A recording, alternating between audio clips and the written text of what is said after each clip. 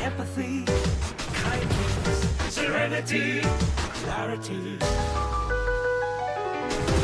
Break out, turn the key to a world untold. Life fades the maze where the wind burns. Blah, blah, blah, blah, blah, blah, blah, blah, blah. Sick and tired, normal, no big deal. I'm just quirky notes in the symphony.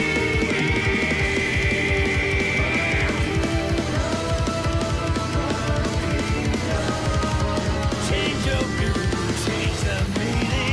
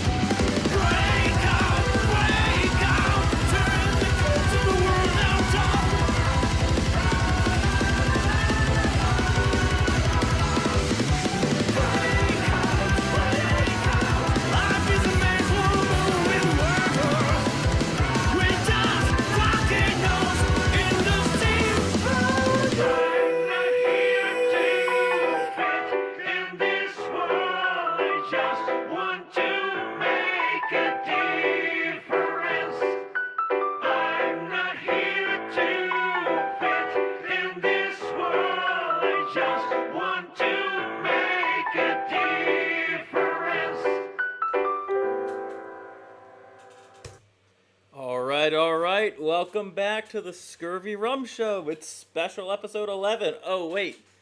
I have a special intro prepared for this one, but let's see who's in the chat. So, Postnut, how you doing? BLZ Alex. Hi from France. The great comeback. Ah, bonjour. How's it going? All right. I'm just gonna post the link. Just gotta post the link to the show.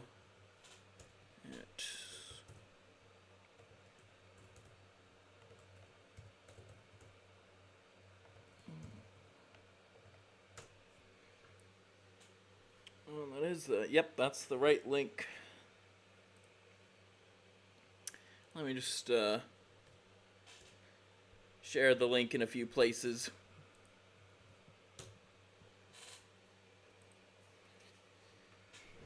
Okay. Okay,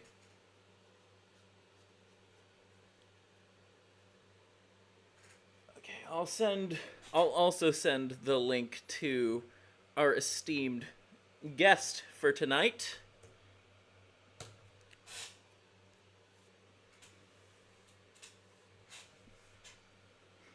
So, without further ado, I don't know why I'm messing up on words today. I've been like this all fucking day. Hello, everyone, and welcome to the 11th special episode of Analyzing Evi. I mean, the ScurvyRum Show, featuring the characters and themes of the Illymation drama. Now, it's not all that often that I cover YouTube drama. Oh, wait a fucking minute. It is. Anyways, enough of my impersonation of the Vile Eye. Good channel, by the way. Check them out. But, basically, I said this last week. It's kind of interesting analyzing YouTube drama when everybody that's involved in it, there's no clear good or bad guy. As a matter of fact, everyone in this situation are bad people for one reason or another. Whether it's Think Before You Sleep, Illymation, or Noah Samsen. They all are not good people for one reason or another. Actually, let me see. I'll see if Gray wants to join in. Let's see. Are you ready to?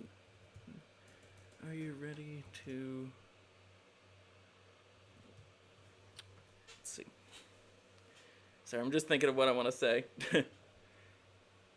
Okay, Gray's ready.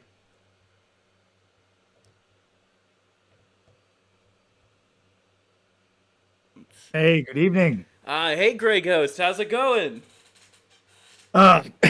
Bit busy, bloody day, but I'm good. I see. Oh man, you looking? I know you're doing an ongoing series looking at Think Before You Sleep's past, so that's kind of why I wanted to get you in on this. Yeah, I'm curious to see what's going on here because I'll admit I know far more about the stuff that he's done, like in 2019, than I do in 2024. So. Well, I guess aside from the stuff that he did to Chronic and some of the other people of the War Band, I mean that's. That and that and him getting like hardcore dumped earlier this season. It was like last month, so. Yeah, I know it was last month, but man, I was glad to have hosted that after party. That was probably the funniest segment that I did last week. Was covering the Think Before You Sleep breakup thing. That was just one of the best UCW shows I've seen, easily.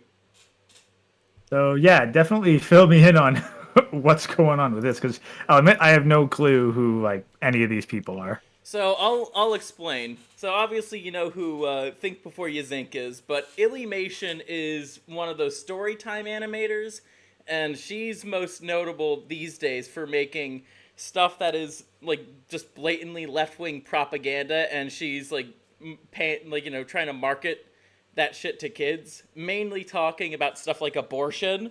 It's like, that's what? You're teaching, you're telling Yeah. about abortion. Yeah, content for children. Hey, this is about killing babies. This is all about how, I mean, she's trying to frame like a procedure that happened to her as an abortion, even though she lives in fucking California, a state that will probably never ever lift those laws. Like, she's just trying to fearmonger. Well, yeah, and that's God. They influence kids to think, and then they push the voting age to be reduced. Like, I wonder if these things are correlated. I wonder. As for Noah Samsen, so he is a bread tuber. I'm trying to hold back my anger at that guy. He is a bread tuber associated with people like Ethan is online, Nick is not green, and all around not good dude. He's also very much intellectually dishonest at the maximum level, you could say. Like, anytime you try to call him out on something. I think it was Patience Xena who called out Noah Samsen on, during the whole Little Mermaid fiasco, when that garbage movie was released. And Noah Samsen was just like, hey, black woman, I'm better than you because I'm trying to be a better ally to BLM. The guy was a complete fucking hypocrite. And the fact that he associates with people like Ethan is online, it makes me highly skeptical of some of his other not so good possible alleged characteristics.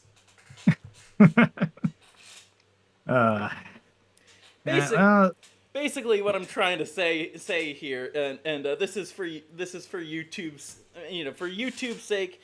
Scurvy is bi, but Noah Samsen is a faggot. That's just my opinion. Well, no, the funny thing is, I remember seeing this one clip from a show that actually explained the origins of the word faggot. Ooh, the bundle of sticks. Yes, but do you know like why? Okay, but do you know why it was a derogatory term for people? I think it had to do with, like, a little bit of the fire. Beavis's favorite thing. Fire. Well, yes, but do you know what context the fire was in?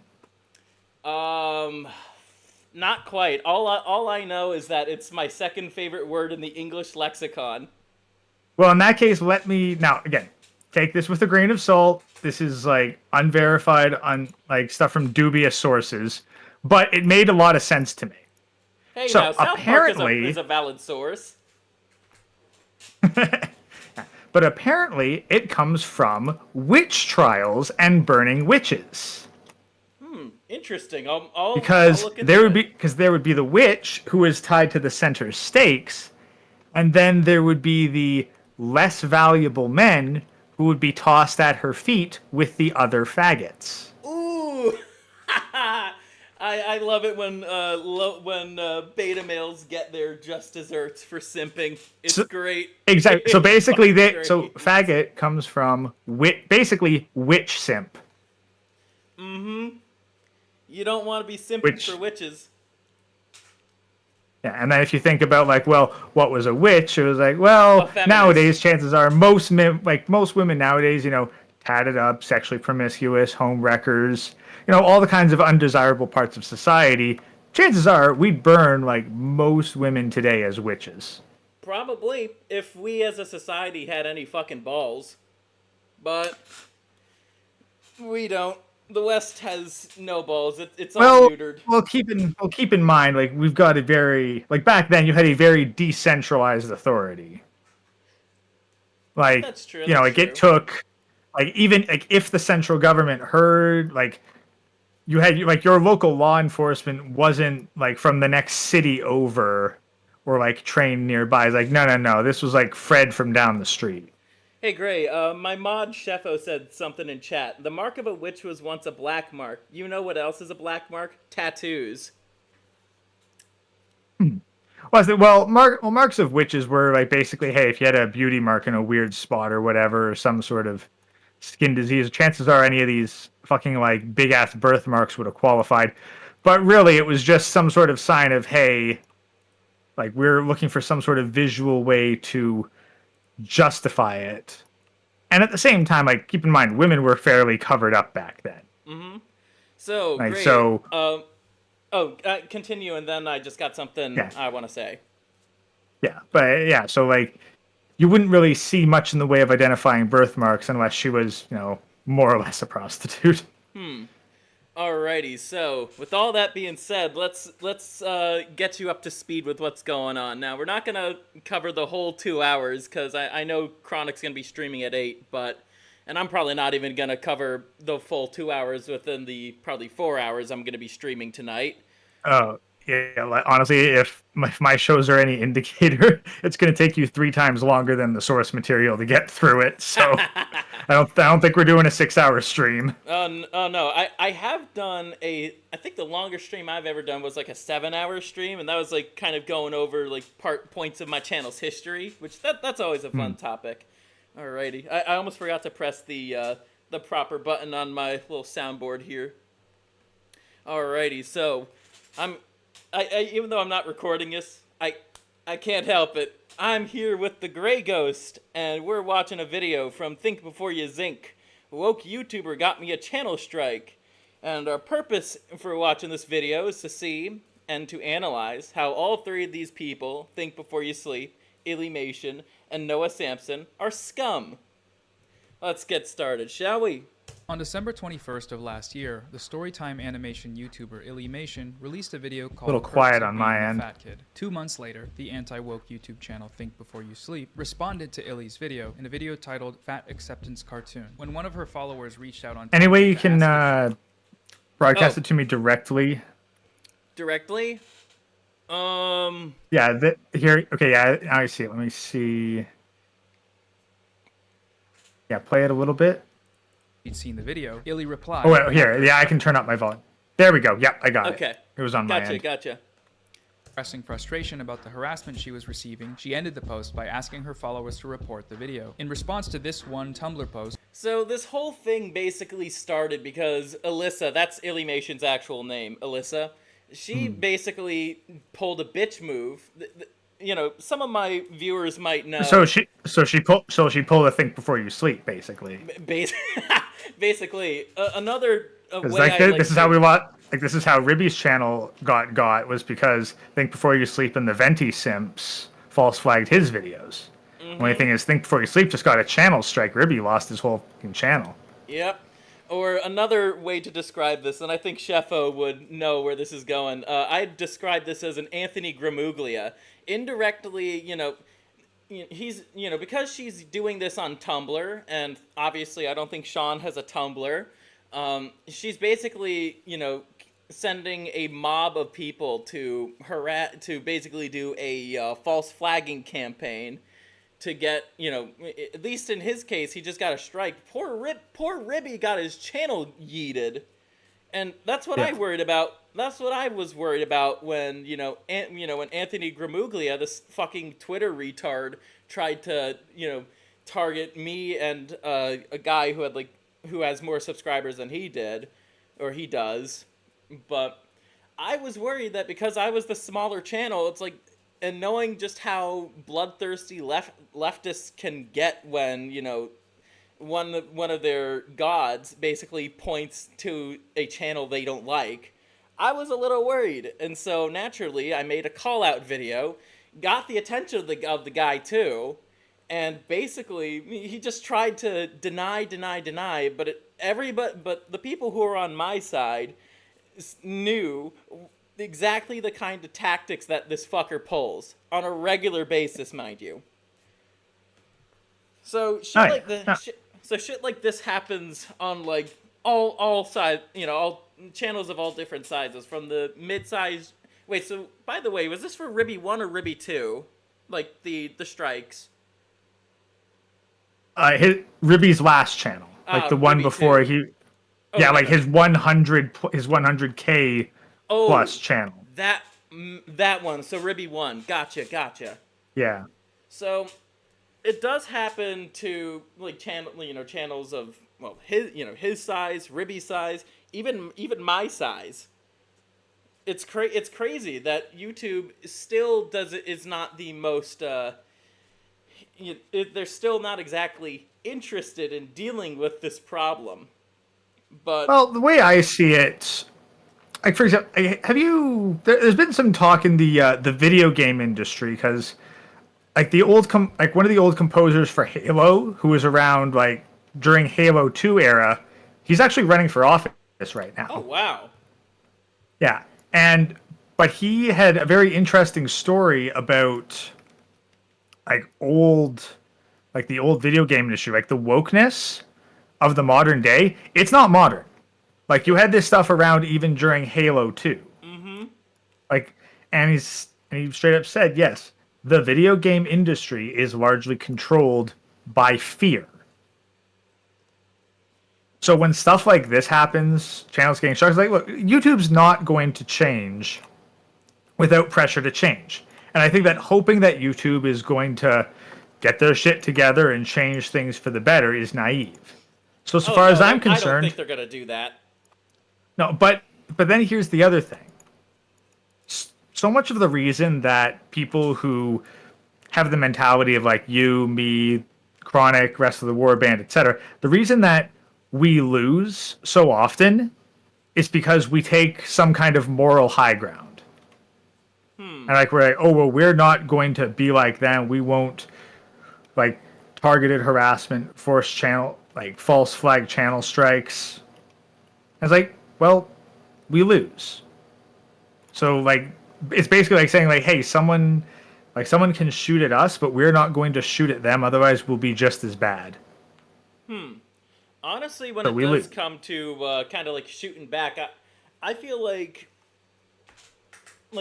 I guess to use the example that happened with my channel, as soon as my mod Sheffo and another friend of mine sent me the message, I mean, I was laughing my ass off at first because I know that what I said about him, like it really did bother him. I could tell, and he's just trying to play it off as like, it's just the triggered chud, but. And I also noticed that, Chronic does this too. He does like to, not shoot back in the, false flag campaigns, but he does call out people who do, like, bad things on this platform, or just people who try to do the sucker punch, and they think they could get away with it, and it turns out they don't. Well, no, but they do. Because Think Before You Sleep still has his channel, and Ribby doesn't. Oh, in that regard, I guess. But I guess when it comes to like other people, more so like I guess the pickup roaches. I mean, one of my favorite. Okay, the pickup roach is self-destruct. Like they'll lose the popularity of their channel. Like it won't have the same relevance, but they don't lose the channel because they cross MGTOW. Like some of their audience might bugger off and go away, but there is no Pickup Roach channel that has been destroyed, deleted, or otherwise eliminated because MGTOW did anything to them. Okay. Like Anthony Dream Johnson, like dude is getting married to a single mother. Oh yeah, it's been a while since I last thought about, Anthony Dream, the Masked Sus parody Johnson, but good lord. Godfather of the Manosphere Johnson. Yeah, so, like, that's the thing. Like, so these guys self-destruct and their hypocrisy explodes, but he still made a shit ton of money. That's true. Like nothing of value was taken away from him. He threw it all away, and he's just exposed as a hypocrite, but so what? Basically. Alrighty. Let's continue. Sean made a whole new video. Woke YouTuber is trying to deplatform me. Alright, are we all caught up now? Thanks, Noah, because I'm tired of summarizing this drama. That being said, welcome to Noah Samsen Season 3. For those of you who are new to this, Noah and I go all the way back to last year, where he made multiple videos accusing me of lying to my audience, not pre-watching content that I react to in videos, and that he is true. accused me of not doing proper research. After 3 yes. It's funny. It's like, oh wow, yeah, no, I agree with. Yeah, no, I agree with this Noah Samsen guy. He sounds like he's got an accurate grasp of Think Before You Sleep. Hey, Sean, where the hell's my call-out video, huh? Where do you respond to my videos on you? Also, it is also a perfect descriptor of Noah himself, because he also does exactly the same fucking tactics. But yeah, that's the thing. Is like like this is the pot calling the kettle like black, but that like pot and kettle are calling each other black at this point. Yeah, basically. And so we're basically seeing exactly how these like tricks basically are done on both ends. Yes. I decided to Because, take my... by the way, I did see the full 2 hours of this, and I noticed, like, when I was watching this, I did make a lot of, like, commentary on it. I didn't have my mic on me or whatnot, but I was like, then why did you do what you did to the warband? Like, if you're so principled, why did you do what you did to the warband? That's the thing. He's not principled. He pretends to be principled so he can claim some kind of moral high ground. But it's like that, like freaking chick that I roasted with Chaz and that Chronicle will be roasting later. Like they claim to hold the principles, like on a public face, but then as soon as anything remotely crosses them, those principles go in the fucking trash. Basically. My responses out of the community tab and released this video here giving multiple examples of him criticizing videos that he didn't actually watch and him using multiple studies in this video that he didn't actually read as evidence of his points. And I mean that it was blatantly obvious that he didn't read any of the studies because they directly contradicted the points that he was making in the video, like one sentence past the abstract. Noah responded to that video with this one here, where he basically lied to his audience by not mentioning that he didn't read the studies, and followed that up by using more studies that he wasn't transparent with his audience about not reading. You better look in the damn mirror and check yourself, because you are guilty of everything that you accuse them of. And now we're here. Noah is clearly still mad about getting She's caught not red- wrong. The thing is, on both ends. On both That's the fucking thing. ends. Like, literally, so much of not only what Sean says, what Noah says. I don't think Illymation says anything of note in the point where, trying to make here. But in a lot of the other people that, Sean pulls up to basically call Noah, what he is, a disingenuous fucktard, that applies to him too.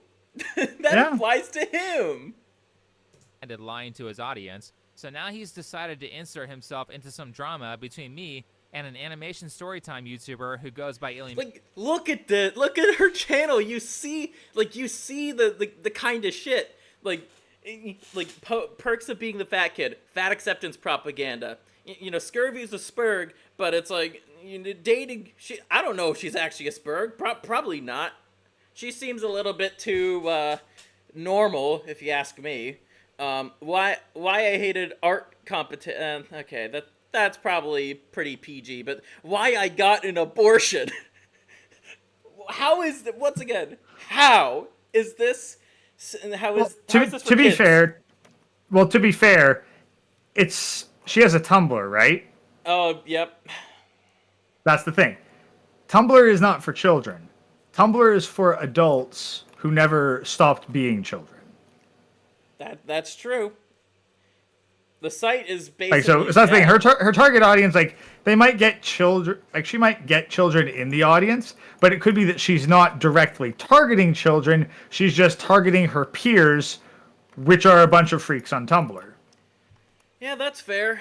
A lot of these storytime animators, they did start out on that platform, at least to my knowledge. And then That's the thing. Well, what happened was, like, first they went to first it was DeviantArt, and then like the dregs of DeviantArt went to Tumblr because it was a lot better for the communication and social aspect. So like you got like a bunch of comic strips moved to Tumblr because it was just so much easier to look through stuff. You got regular updates, and then Tumblr banned the porn, and then they all went to Twitter. And that's a big reason why Twitter is such a fucking cesspool of a platform. Even after the buyout, now it's a better place. Like Elon Musk, Musk took care of some of the issues, but he basically just slapped on a little bit of PR, and then let everything else just continue as it was. Yeah, basically. Honestly, I'm far better off without having a Twitter. I don't know. I just don't have the fucking time or mental capacity to just deal with a bunch of people who are terminally online. That's what it was the stress of it wasn't really stressful, just more annoying, of a bunch of leftists commenting on my Guilty Gear video, my In Defense of Guilty Gear Strive video, and just saying, "Oh, you're wrong." I even had one guy try to post a list. He never posted the list, and he just wanted to call me stupid. So it goes to show the level of intellectual discussion that I would have if I was on Twitter. Well, that's the thing. Most people who are terminally online, most people on Twitter in general, most leftists in general, they are miserable people.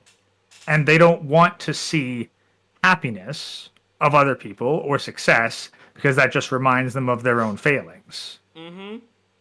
I think I actually saw a quote earlier today which got me thinking. I don't know whether I completely agree with it, but it does make some sense. That people are not primarily driven by greed, but by envy. Honestly, you're not the quote's not wrong. I think people can be I think some people can be driven by greed, others by envy, but some people could actually be both. Mainly our politicians. I think our politicians are very, very much both greedy and envious. Well, no, but I'm thinking I'm thinking more the average person's mentality. Okay, and if you think about commercials, how does a commercial work primarily? It presents an ideal that people don't have, and then it presents a product as being a means to acquire said ideal. Oh, it's like the bag commercials for chicks. It's if you have this Gucci bag, and even if you're fucking Gorlock the Destroyer, you'll find yourself the 10 out of 10, a 7-figure, 8-pack, 10-inch long guy. Precisely, the fucking Gucci bag is going to be your ticket into high society life. Mm-hmm. Yeah, never mind that the person, and it's also going to make you lose 150 pounds, change your bone structure, and make you 20 years younger. But it's totally just the Gucci bag. That's the game changer here. It's not the fitness or youth of the person in question. Mm-hmm. And by the way, you know that Gorlock is a man, right? What is a man? What is a man? A miserable little pile of secrets. Funnily enough, I actually got curious and actually looked up to see if that quote was from anything. And it turns out that it's actually. Well, no. Where was it before Castlevania? Oh. Okay. And apparently it was from some kind of French author. I see. Interesting. Oh yeah, so that line isn't a Castlevania original. One of the writers there took inspiration from something else for it. As a chance to get a one-up on me in the face of a prior defeat. So that's where we are. Now, a little disclaimer. After I released my last video on this situation, someone made me aware that Illymation or Alyssa was doxxed by people who are watching the drama unfold. It's typically not my policy to bring up a doxing in a video because I think we're going to skip past this. Getting doxed sucks, and I don't encourage doxing. And should be illegal. Hopefully she's safe and remains safe. That being said, just to make this clear for the people who didn't see my Twitter post, this is not another Illymation video. We're done with that. Though Alyssa will be a part of the subject material. It becomes a little bit of an Illymation video at the end. Spoiler alert. That's the thing. Is let's be honest. Illymation is probably some of the best advertising Sean has had in a while. Yep. That's the thing. He's this is a 2-hour video. This is 2 hours of edited possibly even scripted content. When was what video does Sean have within the past year that comes close to this level of content on a single subject? Well, I mean, if you combine all his fat acceptance videos, No, I'm talking single video. Oh, single video. Yeah, I can't really think of any. That's the he hasn't done a 2-hour expose on fat acceptance.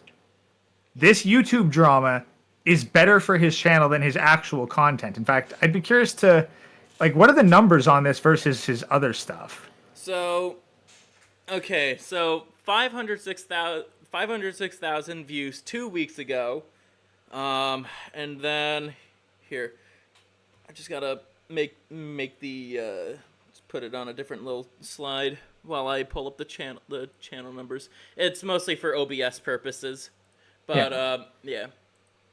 Yeah, so 500,000 on this. 500,000, 280K of falsely accusing men to promote your Instagram, 571K on the Sweet Baby thing, 747. We gonna fly on a 740. Oh wait, I'm not singing Earth, Wind, and Fire right now. No, nah, kidding. I love that group. 747K views on that one. 1 million views on a woke YouTubers trying to deplatform me, and then 884K on a fat acceptance cartoon. Honestly, I think his best video so far has probably been his Ethan is Online video, but that's because calling out is so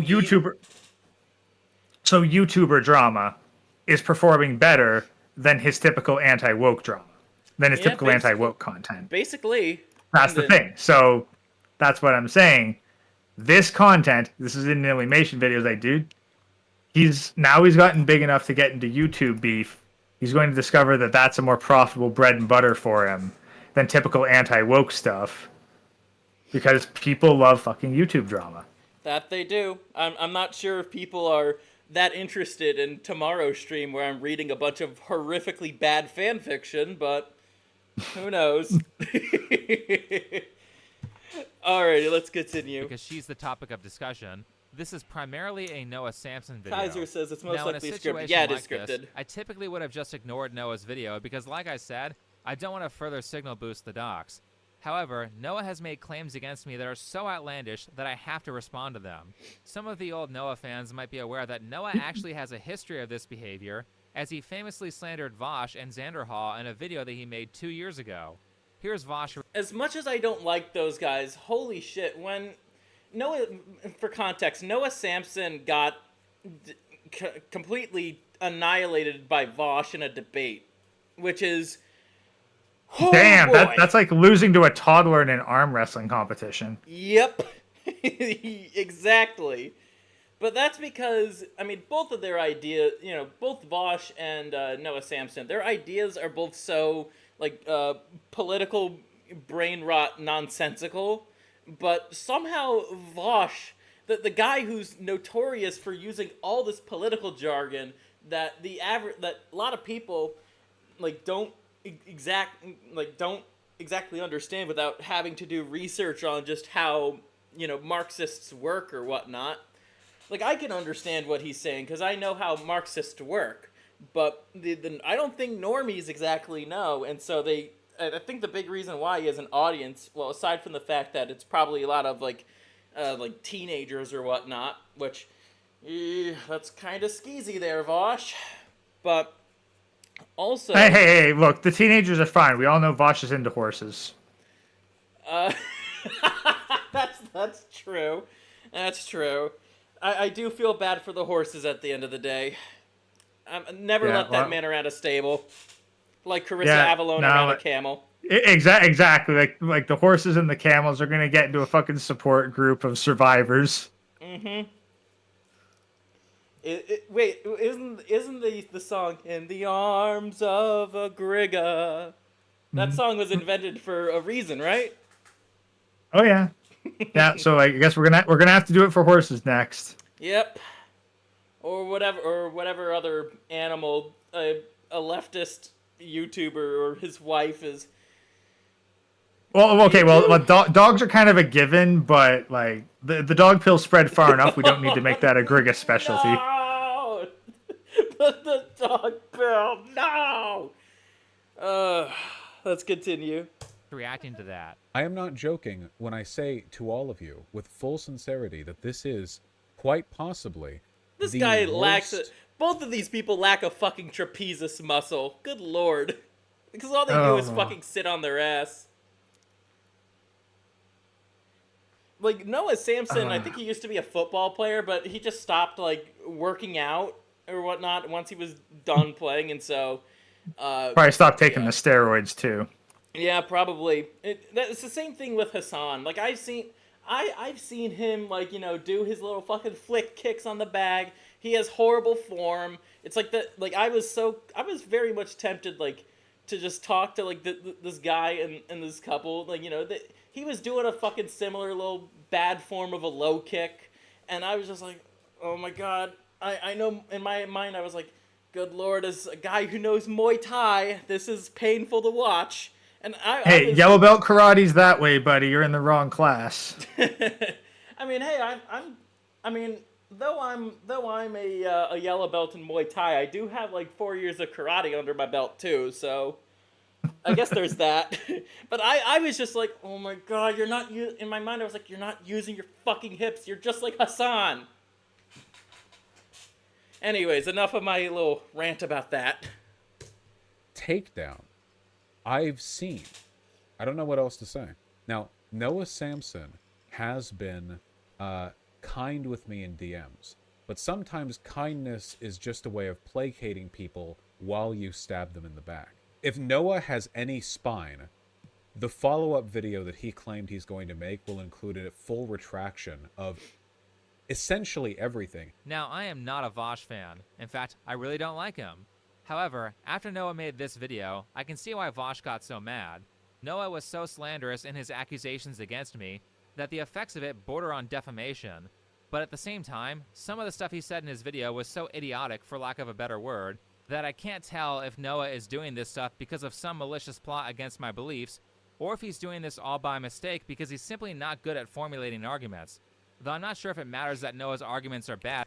I think Noah Samsen is both stupid and malicious.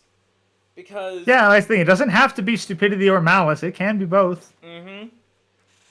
I know the advice is, like, assume ignorance before malcontent, and, I mean, it's generally okay. No, that's changed. After the past decade, the new advice is always assume malice.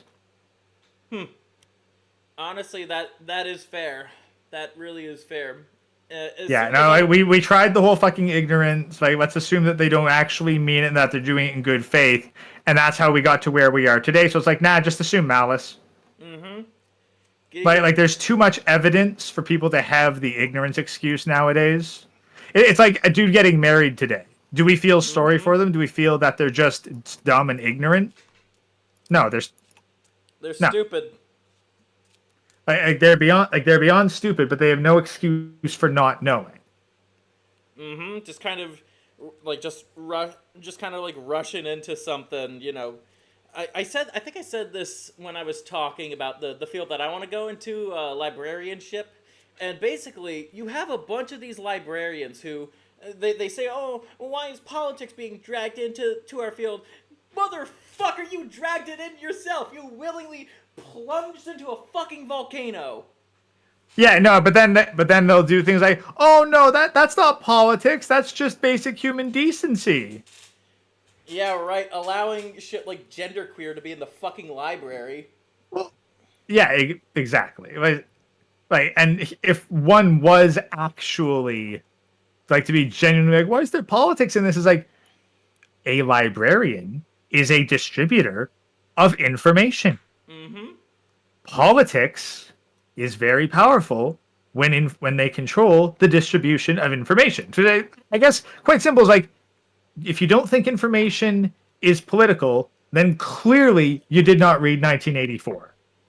Information is very much very much is political, but I guess when it comes to like you can't have like I guess my precedent is like because I'm not gonna have shit like genderqueer in my library. I'm also not gonna have the right wing equivalent of it. It's like I want the content of the library to be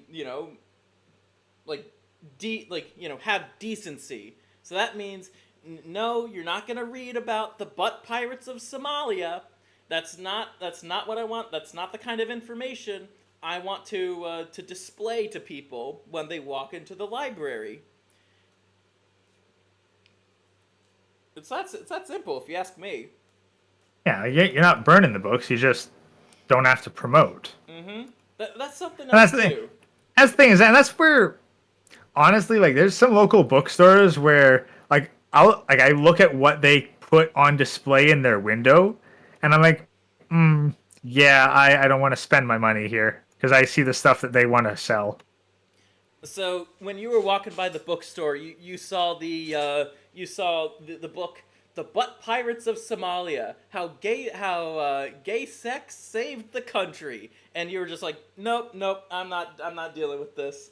Good. Yeah, I'm sorry, I don't need to read fucking, like, if Elliot Page's book is like front and center in the display, it's like I know where the owners butter their toast, so to speak. Mm-hmm.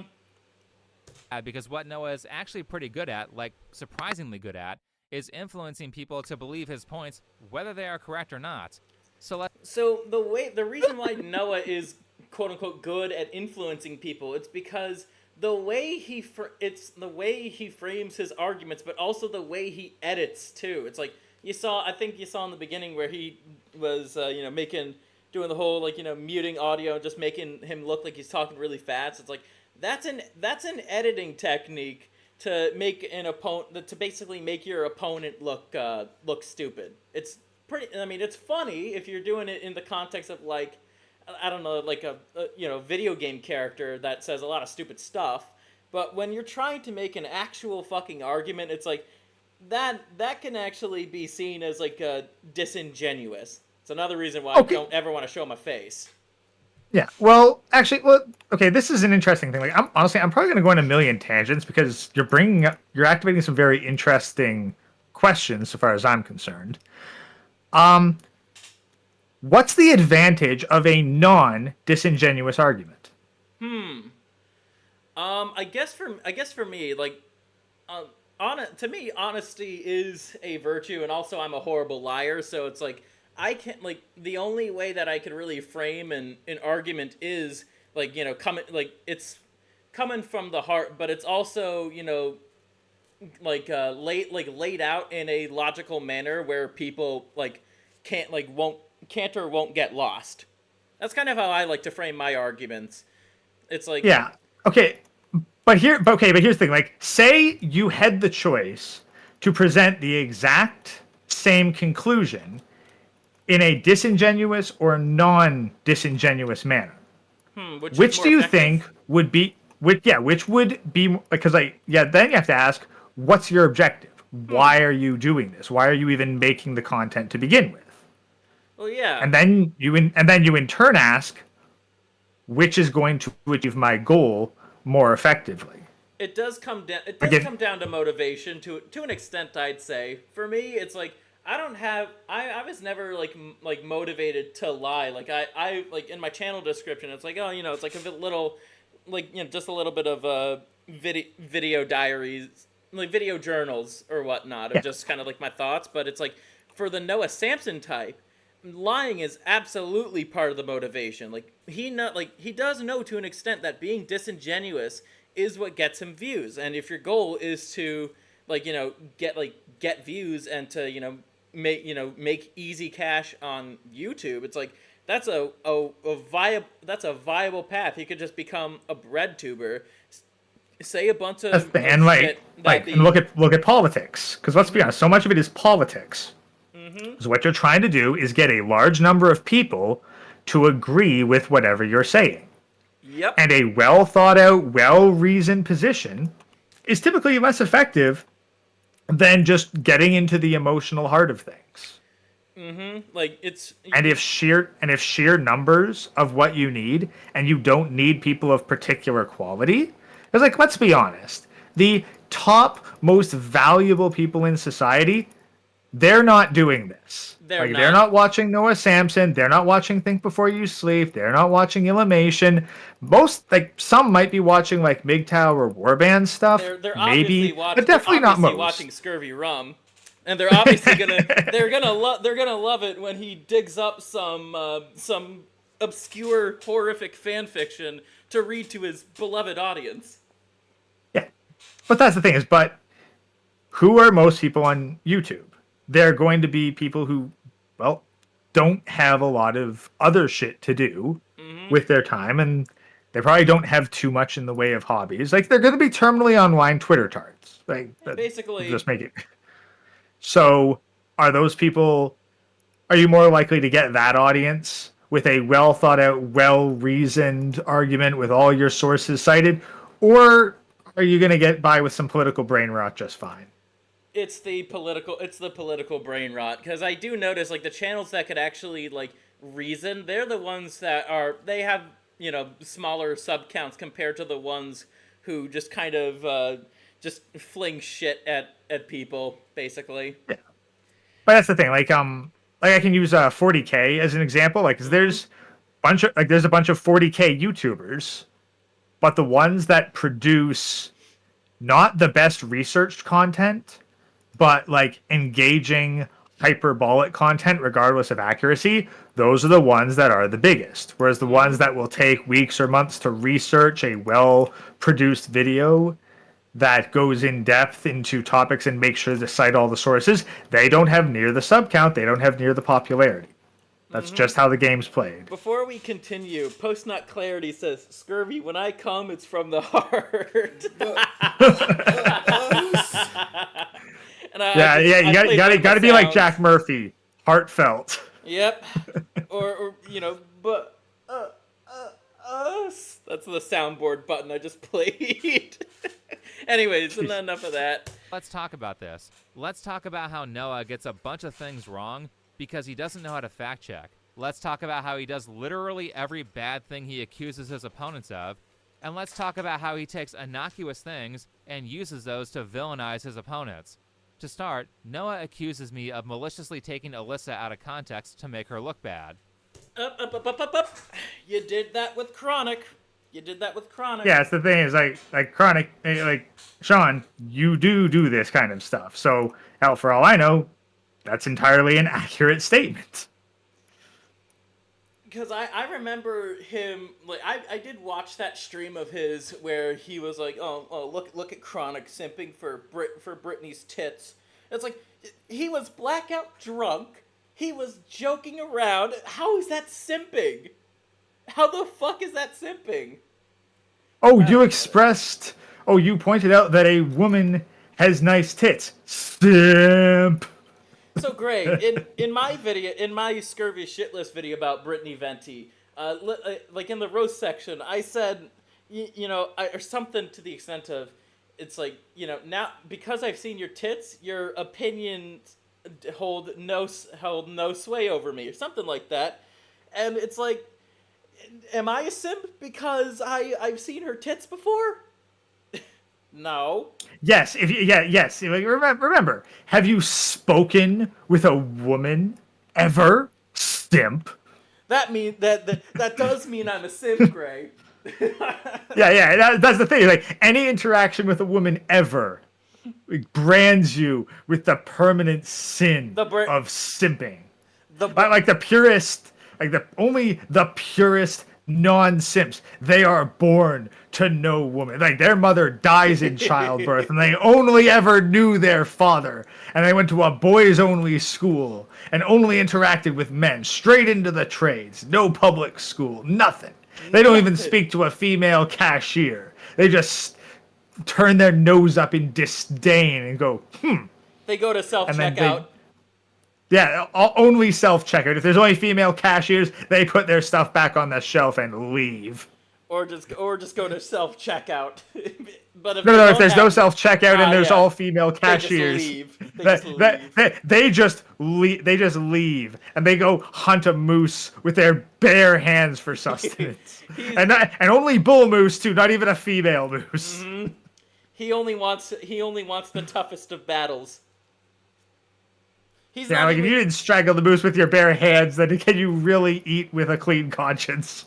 He's not even gonna play a video game that even has a female character in it. No. Single female NPC. No. And honestly, he's thinking of dropping anything with a gender neutral character. Yep. If there's not 100% men and nothing else, he's not gonna play it. Mm-hmm. Wait, but to that line, if he wants to whack it, what does he whack it to? Well, obviously gay porn. He's just that much of an anti-simp. Ah, yes. Well, love it. The ultimate anti-simp is gay. Great. Clearly. This hypothetical man would be a big fan of Love and Light TV. Man, oh man. Yes, he'd be saying, "Yes, King. Yes, King."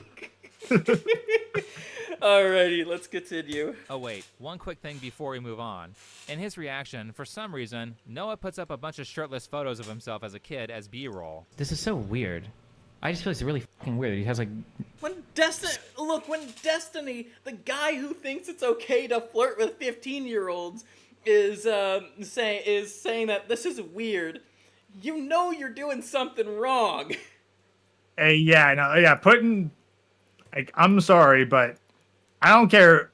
Like, I don't care if they're you. I don't care if they're fucking AI. Don't do that. Like, don't put up pictures of fucking kids.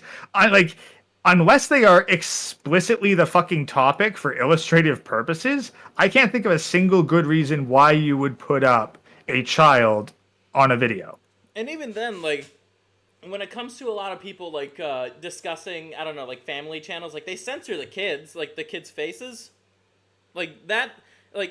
That's... Like, I mean, I guess we can be thankful that it's him and not some other kid, but...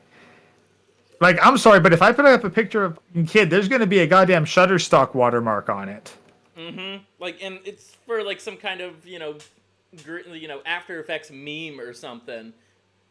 Like, in the same, But it's just like... changes if we do go over any part of, like, Noah's stuff, it's like he does, like, Sean did do the liberty of replacing those photos, so thank goodness.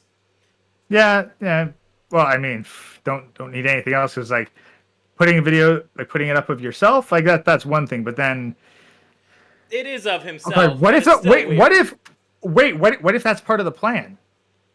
The plan? That might actually be a brilliant 4D chess move. Put up images of yourself as a kid in your video, and then you can flag somebody who uses your video for review purposes because they were putting up photos of you as a kid. My God. Well, don't worry, chat. I don't think any of y'all are gonna see what I looked like when I was a wee Clementine, but B-roll out with other pictures of Noah, like this picture here of football Noah that I found on Google. Holy crap, is this even the same person?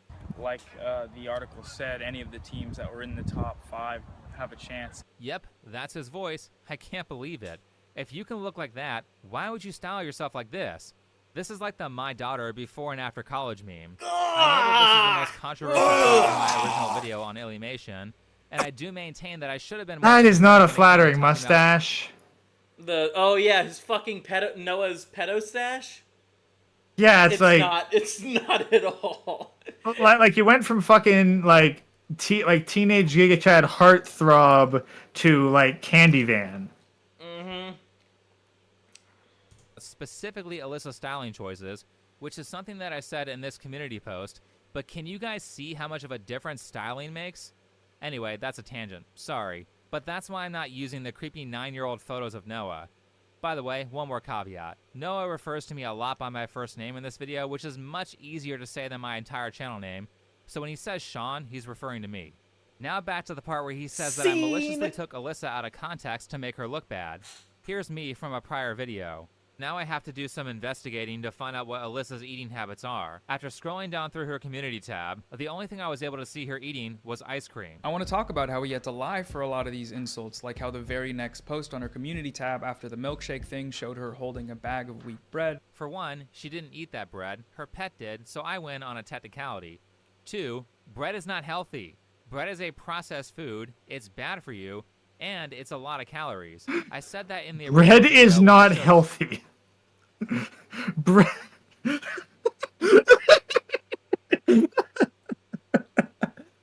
Bread is not healthy. What the fuck do you eat, Sean? Like, do you just fucking raw dog your grades? Just like wheat right off the fucking stalk? I know for me, like, you know, I did gain a few pounds since I think like a few weeks ago, but honestly, I'm taking it as you know, early bulking, but at least I mean, my diet could be better, but you know, I still eat relatively good, I'd say. But Alyssa, her diet is not very good. It's okay, yeah, but like, food, but like, of all the things to criticize, it's fucking bread. Like, okay, I mean, yeah, I guess, yeah, like, okay, but not even like white bread, wheat bread.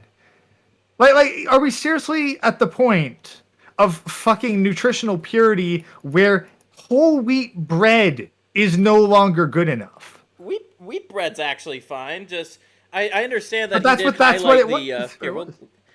Yeah, yeah, but I mean, like, again, like Pet ate it or whatever, but yeah, but still, it's like bread is not healthy. It's processed. It's like, motherfucker, like, do you even understand processed foods? I don't to what degree is shit processed?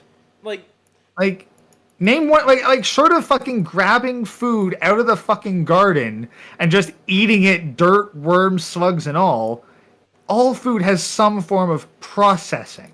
Oh, come on, Gray! Don't eat the slugs now. Don't eat my food. Hey, I need to get my extra protein somewhere, man.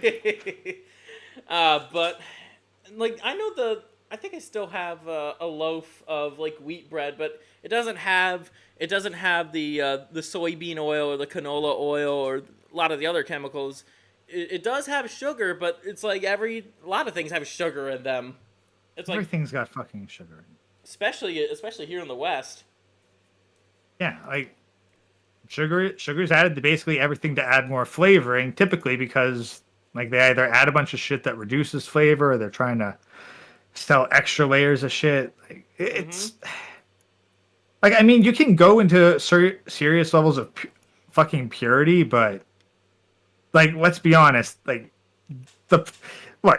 if we have to look at the fucking unhealthy people in this day and age, the problem is not that they're eating too much wheat bread. It's mainly because they're eating way too much like fast food, you know, Doritos. It's because they're having like fucking a dozen donuts for breakfast. Mm-hmm. That too. The portion sizes are fucking massive. Like, I think, like, honestly, a lot of it's portion sizes for one. Now I do have quite the metabolism, but even then, it's like I know, like when I'm like, even when like I have my limits. I'm not going to like be like Matt Stoney, but even then, Matt Stoney trains to do the shit that he does. A more fair comparison would be Nikocado Avocado.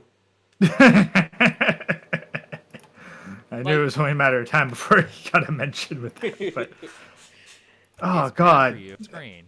People who are trying to lose weight should not be eating bread. This is junk food, Noah. That's why I didn't use it as an example. It's 100% whole wheat bread. How is that junk food? Bread is junk food. Bread, the fucking staple that has seen humanity through fucking millennia. Mm-hmm. Apparently that's... Like, we've been eating bread for fucking millennia. It's one of the first things that we learned how to fucking make. It's like, oh, bread's bad for you. It's junk food. Like, no, fucking... Like, donuts are junk food. Fucking jelly candy is junk food. cake is junk food. Oh, what did you know? I Whole had some wheat candy bread tonight. is not junk food. But yeah, wheat bread. Even though I don't eat too much bread these days, it's like whole wheat bread is not fucking junk food. There's plenty of brands that you can find that don't have the fucking seed oils in them. If that's what he's so concerned about, why just find a brand without the fucking seed oils and all the other extra chemicals? That What is Sean eating? Like fucking rice? Just rice? 100% fucking rice? Better yet, just learn how to make your own fucking bread. It's pretty easy. Everyone learned how to make bread during fucking COVID. Well, Like there was a fucking flour shortage in every grocery store because everyone was fucking baking with all their home time. I was getting better at Doom Eternal, Gray. Okay. So you got that rest. Caviar. No. Look, if you're eating 12 slices of bread with a shit ton of Nutella, the problem is not the 12 slices of bread. It's the fucking chocolate sauce that you're smearing all over it. Yep. Yeah, Like if you took 3 people, one who ate 12 slices of bread with Nutella, one who just had the slices of bread, and one who just had the Nutella, the one who had just the bread is not going to be as bad off as the other two. Hold on, Gray. I'm just gonna get me another drink real quick. Yeah, like fucking Nutella is basically a candy bar with fucking. It's basically just a fucking candy bar with nuts in it. Like you see the fucking portion of that shit. It is like 70% fucking chocolate.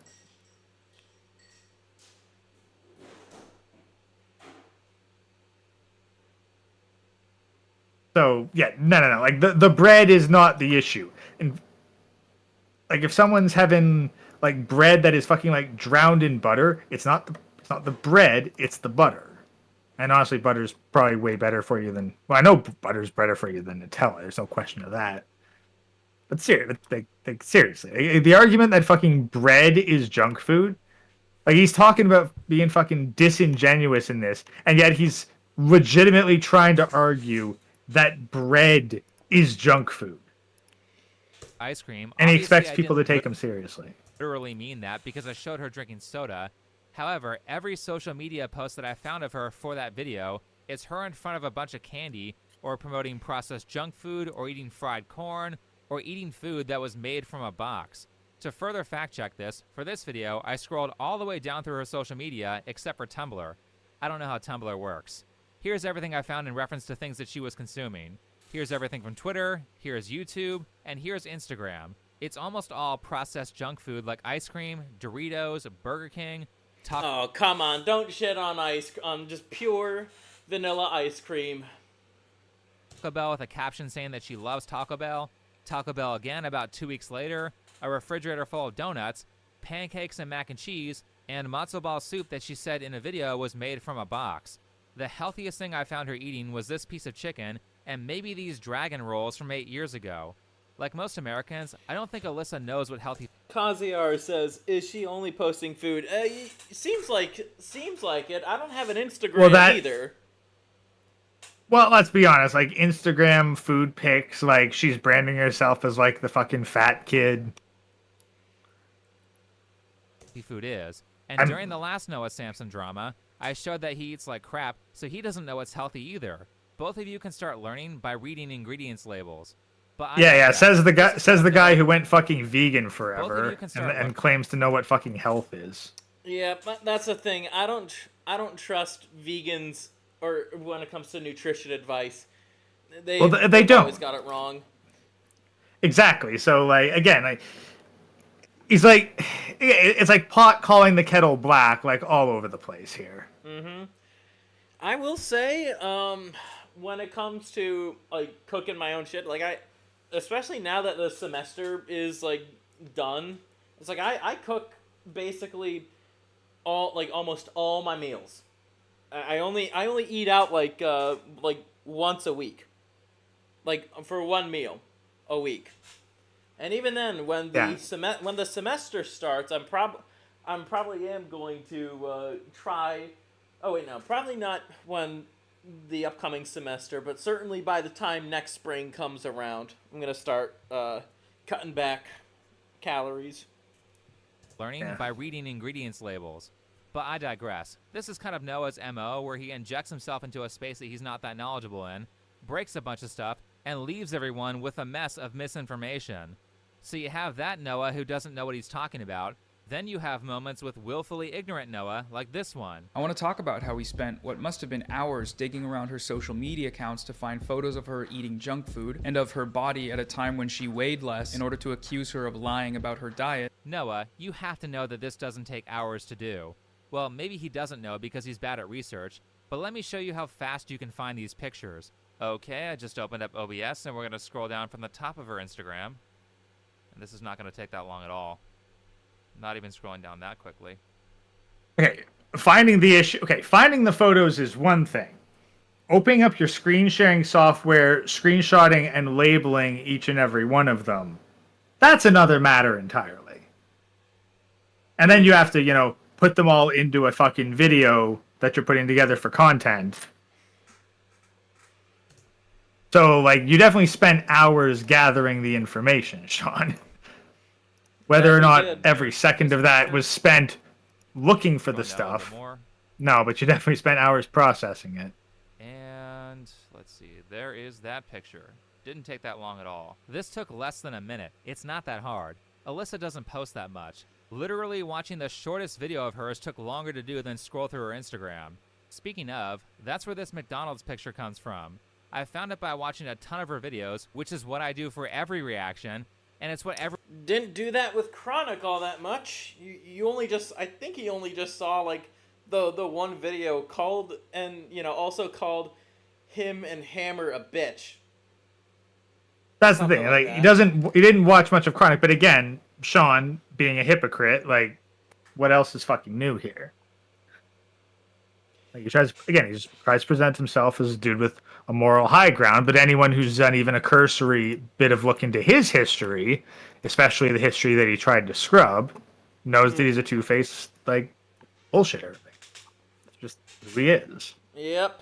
AC says, is Gray haunting Scurvy? This duo is kind of weird. Why would an orange be haunted by a gray ghost? Lore is weird.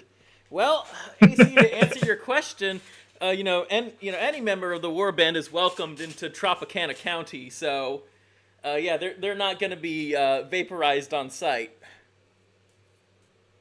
Everyone who does we know the content password. should do. Even finding all the junk food pictures, screenshotting them, and organizing them took less than 30 minutes. But what are we, shaming research now?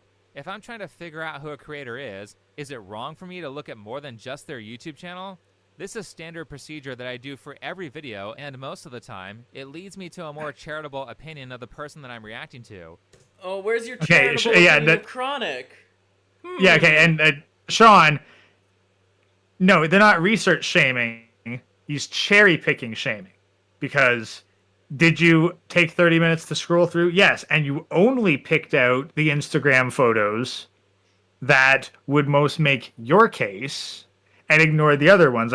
I'm only half looking at this, and I definitely saw one where she's holding the big-ass sword. I don't recall any point about you talking about, oh, hey, she's holding the sword in this. That's neat. So if you're filtering through a social media feed and then only cherry-picking the posts out of that, then yeah, you're doing the research and you're selectively presenting it to create your conclusion without giving the larger context, which is the very shit that you accuse other people of doing. Again, pot, kettle. Yep. But Noah thinking it's excessive to spend less than an hour checking people's other platforms is just a self-report on how little research... Wait, hold on, Gray. I just got the button to press because you said something really poignant. There we go. He does for his videos. So this is the Noah that I'm familiar with. Noah is like Diet Hassan. He's the same old Hassan that we know and love, except with a lot less followers. But he makes huge mistakes that are obviously indicative of someone who doesn't know what he's doing. And much like Hassan, he will often take advantage of people's lack of knowledge in a subject like video creation to make viewers think that it takes 10 hours to scroll down a little bit on someone's public Instagram account. So I have a very difficult time telling if Noah is simply not good at this, or if he's being malicious. Quite a lot of his videos seems malicious. Sean, okay, but also Sean, where did he say 10 hours? He just said hours. technically 2 hours is hours. You jumping to 10 is the same kind of disingenuous argument that, again, you're accusing him of making. I understand he's trying to be hyperbolic, but it's like, do try your best to actually, like, you could have just said hours. You could have just said hours. That's the thing. No, but that's how it works. Like, hyperbole is the very thing that he's being critical of his opponent doing. Hyperbole, disingenuous, and so what's he using to fight that? Hyperbole and disingenuous arguing. Mm-hmm. So the moral of this stream is basically the pot calling the kettle black. Why did I say pedal? God damn it! I've not really been able to like speak all fucking day for some reason. I have no idea why. That's the thing. Here's the moral. So I guess here would be the moral. The secret to winning YouTube drama is to out bullshit your opponent. So like a game of modern Yu-Gi-Oh. Yes.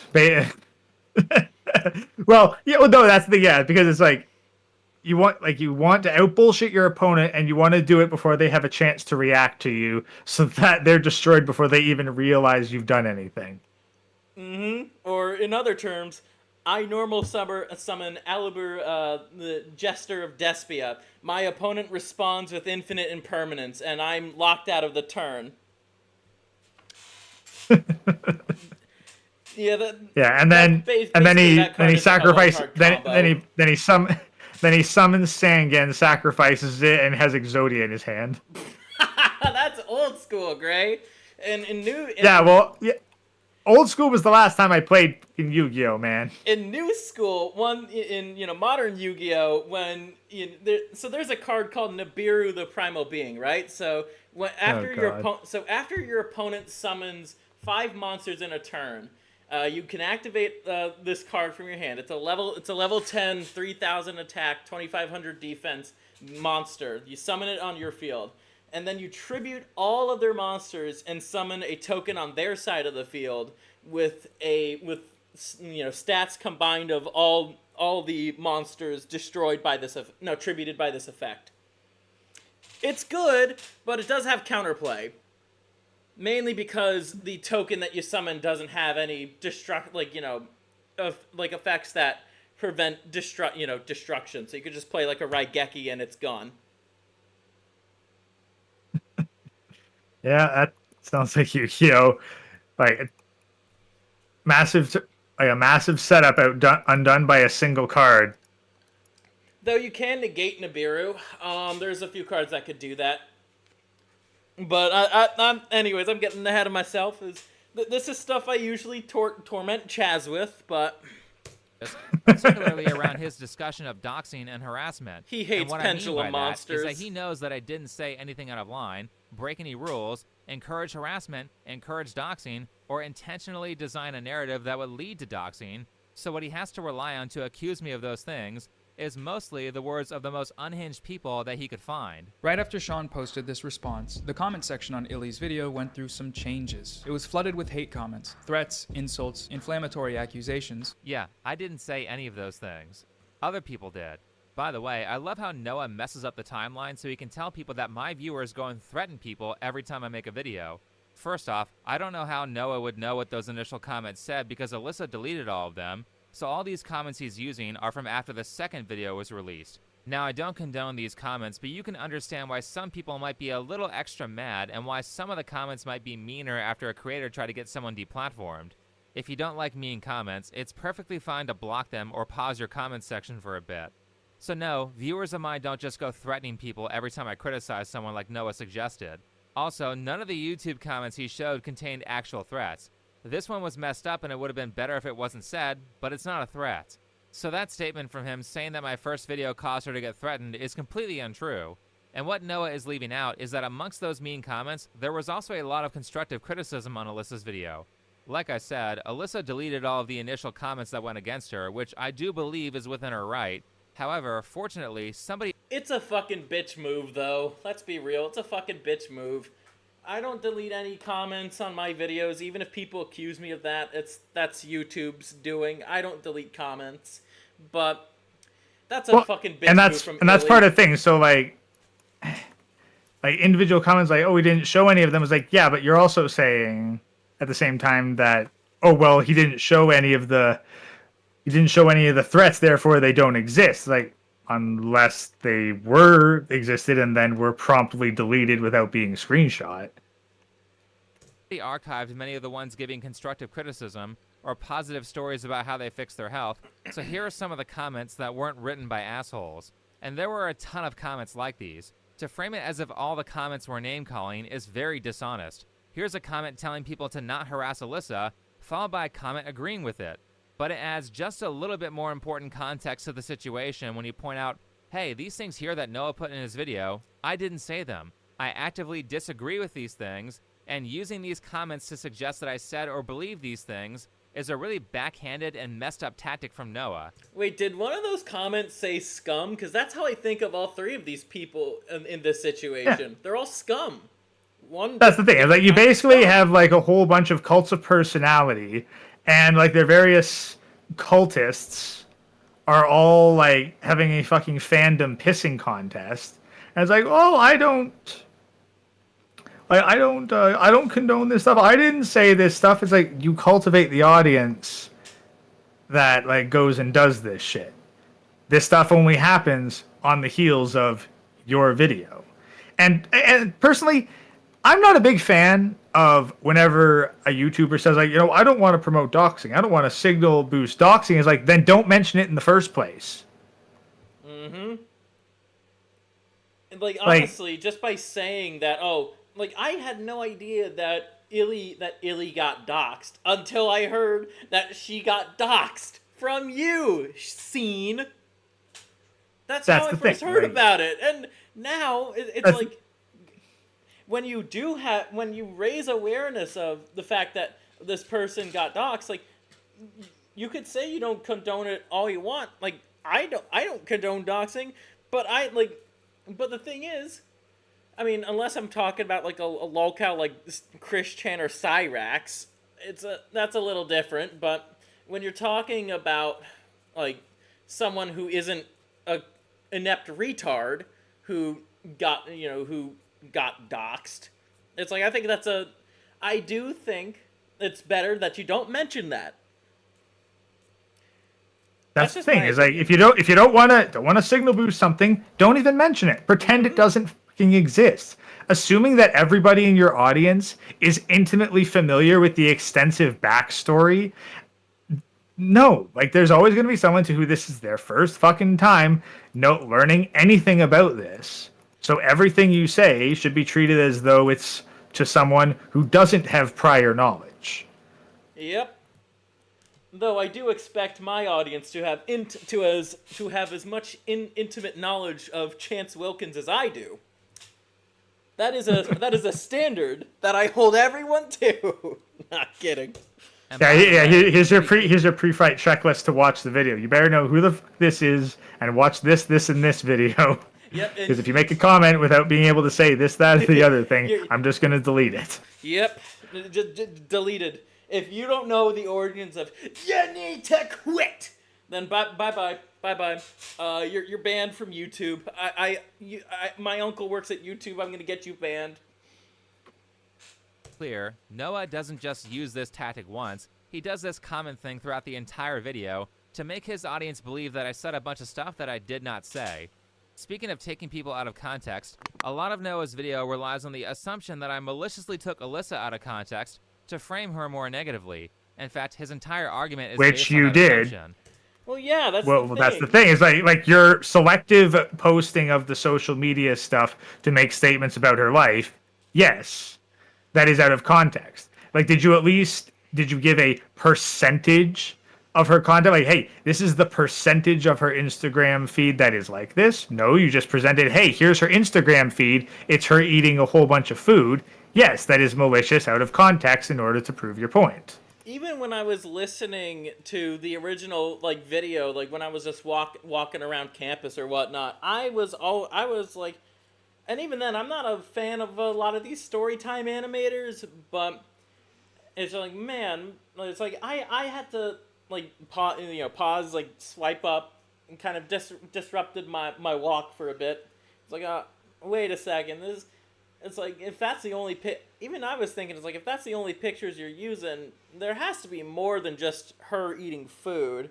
As funny as it is for me to, like, at least in my opinion, to call her fat or whatnot, it's like, at least you could show her doing other things too, like not just consuming goy slop. You could at least be fair in that regard. It's like, she did go on you did say that, she did go on a hike after all, so. We'll get to those moments, but since we're talking. But that's the thing, is like, again, typical Sean, like, okay, like, this is, again, fucking lefty bullshit 101. Accuse your opponent of doing the thing that you yourself are doing. Mm-hmm. About harassment, taking people out of context, and how Noah makes a pretty stringent effort to do every bad thing that he accuses his opponents of, let's talk about how he cut important context from my video and clipped it in a way that makes it look like I'm kind of in favor of harassment. On the internet, things like doxing and harassment are you- often treated as... Well, that's the thing, Sean. Like, when people criticize you or your no longer girlfriend, a whole bunch of your fans suddenly start showing up and false flagging the video of your critic. It's like, are you going to tell me that this massive amount of your fans just completely organically, with no prompting or incentive by you whatsoever, decided to do this thing? You've just got that many white knights coming to back you up? That's something to think about. Natural law. Mean comments are inevitable. Even if you ask people not to, they'll still leave them. If people are going to take things too far, like doxing, then there's not much you can really do to stop it. This seems to be Sean's perspective on the matter. This comment brigading behavior appears to just be a fact of nature that creators can't control. So really, it's on YouTube to make an interface change that addresses this problem. The only real exemption from this excuse seems to be when a creator directly asks their audience to harass or dox someone. If that doesn't happen though, then sorry, it's the internet. See how that cut he made kind of makes me look like a villain who is defending comment brigading? What's missing from that context was about a 1-minute rant about how it's wrong for people to leave mean comments on other channels, me saying it was okay for... Well... What about... Okay, but again, so what? Like, that doesn't change the conclusion that you just, like, you might be personally against it, but you're not doing anything to control it and you accept it as a part of it. Like, you're not debunking what he's saying. You're just accusing him as not being as charitable to you as you'd like him to be. Yes, kid. For Alyssa to remove the ability to comment to prevent harassment, and me giving an incredibly simple change that YouTube can make right away that would heavily limit mean comments. Clearly I'm against it and I'm trying to discourage people from doing it. Why didn't Noah show or mention this? Now it is okay to cut nuance from someone else's video. Sometimes But how about you play that clip, Sean? Like, if that clip's missing, how about instead of telling us you said it, you actually get the clip where you said it and post it? Then, yeah, or just put it in the video. Like... Well, why not add the context here that is missing instead of describing the context that is missing? Yeah, it's that simple. Like, if I wanted, let's just say if somebody tried to made a video response to, I don't know, like my Guilty Gear Strive video, it's like, and he took things out of context, I would actually put like, okay, so clearly this guy forgot to put in the clip of X, and so I put in that clip of me saying X. That's the thing. It's like, if you have the evidence, don't say you have the evidence and describe it. Present the evidence. Mm-hmm. Like, it's your video. You should have it. Leaving the nuance in disrupts the timing or the pacing of the video, particularly if someone takes 5 minutes to explain a point that should take 10 seconds. So I don't mind if people cut context. But if there is important context that you cut that would alter your audience's opinion of the thing that you're reacting to, and you don't say something like, hey, I cut this out, I just want to let you know that he spent over a minute discouraging harassment, then that's bad faith, and I'm saying that Noah is acting in bad faith because he didn't do that. Instead, Yeah, he yeah. So cut that basically, clip it's bad and faith because he wasn't as charitable to you as you'd like him to be, but you're not going to add in that 1 minute thing because it's important. It's not that important on the context. Again, like you won't even put in the fucking context to defend yourself, but you're expecting other people to do it when they don't like you. Like I've forgotten the 1 minute he's talking about in that video that Noah was reacting to. It's because I haven't seen it in fucking months, and I don't intend on doing so anyways. Yeah, we're not gonna go back and watch through the video, which you didn't even provide a fucking timestamp for, to go, oh hey, yeah, he did say that thing at this point, and it was bad of Noah not to include this. No, fucking clip your own shit, post it in if it's supposedly going to help your case. Even if you don't want, Because otherwise, I just think you're fucking bullshitting. So great. Even if you don't want to put the clip in, you could put the fucking timestamp. He Yeah, doesn't even do that. Yeah, Doesn't even like do that. timestamp, fucking video clip, fucking timestamped video link in the corner as evidence. But no, you're not going to do that. You're just going to say that it's there. And since you know most people are too lazy to go look it up, they're just going to assume that, hey, yeah, it's there and Noah's a bad person, and I don't need to go verify this.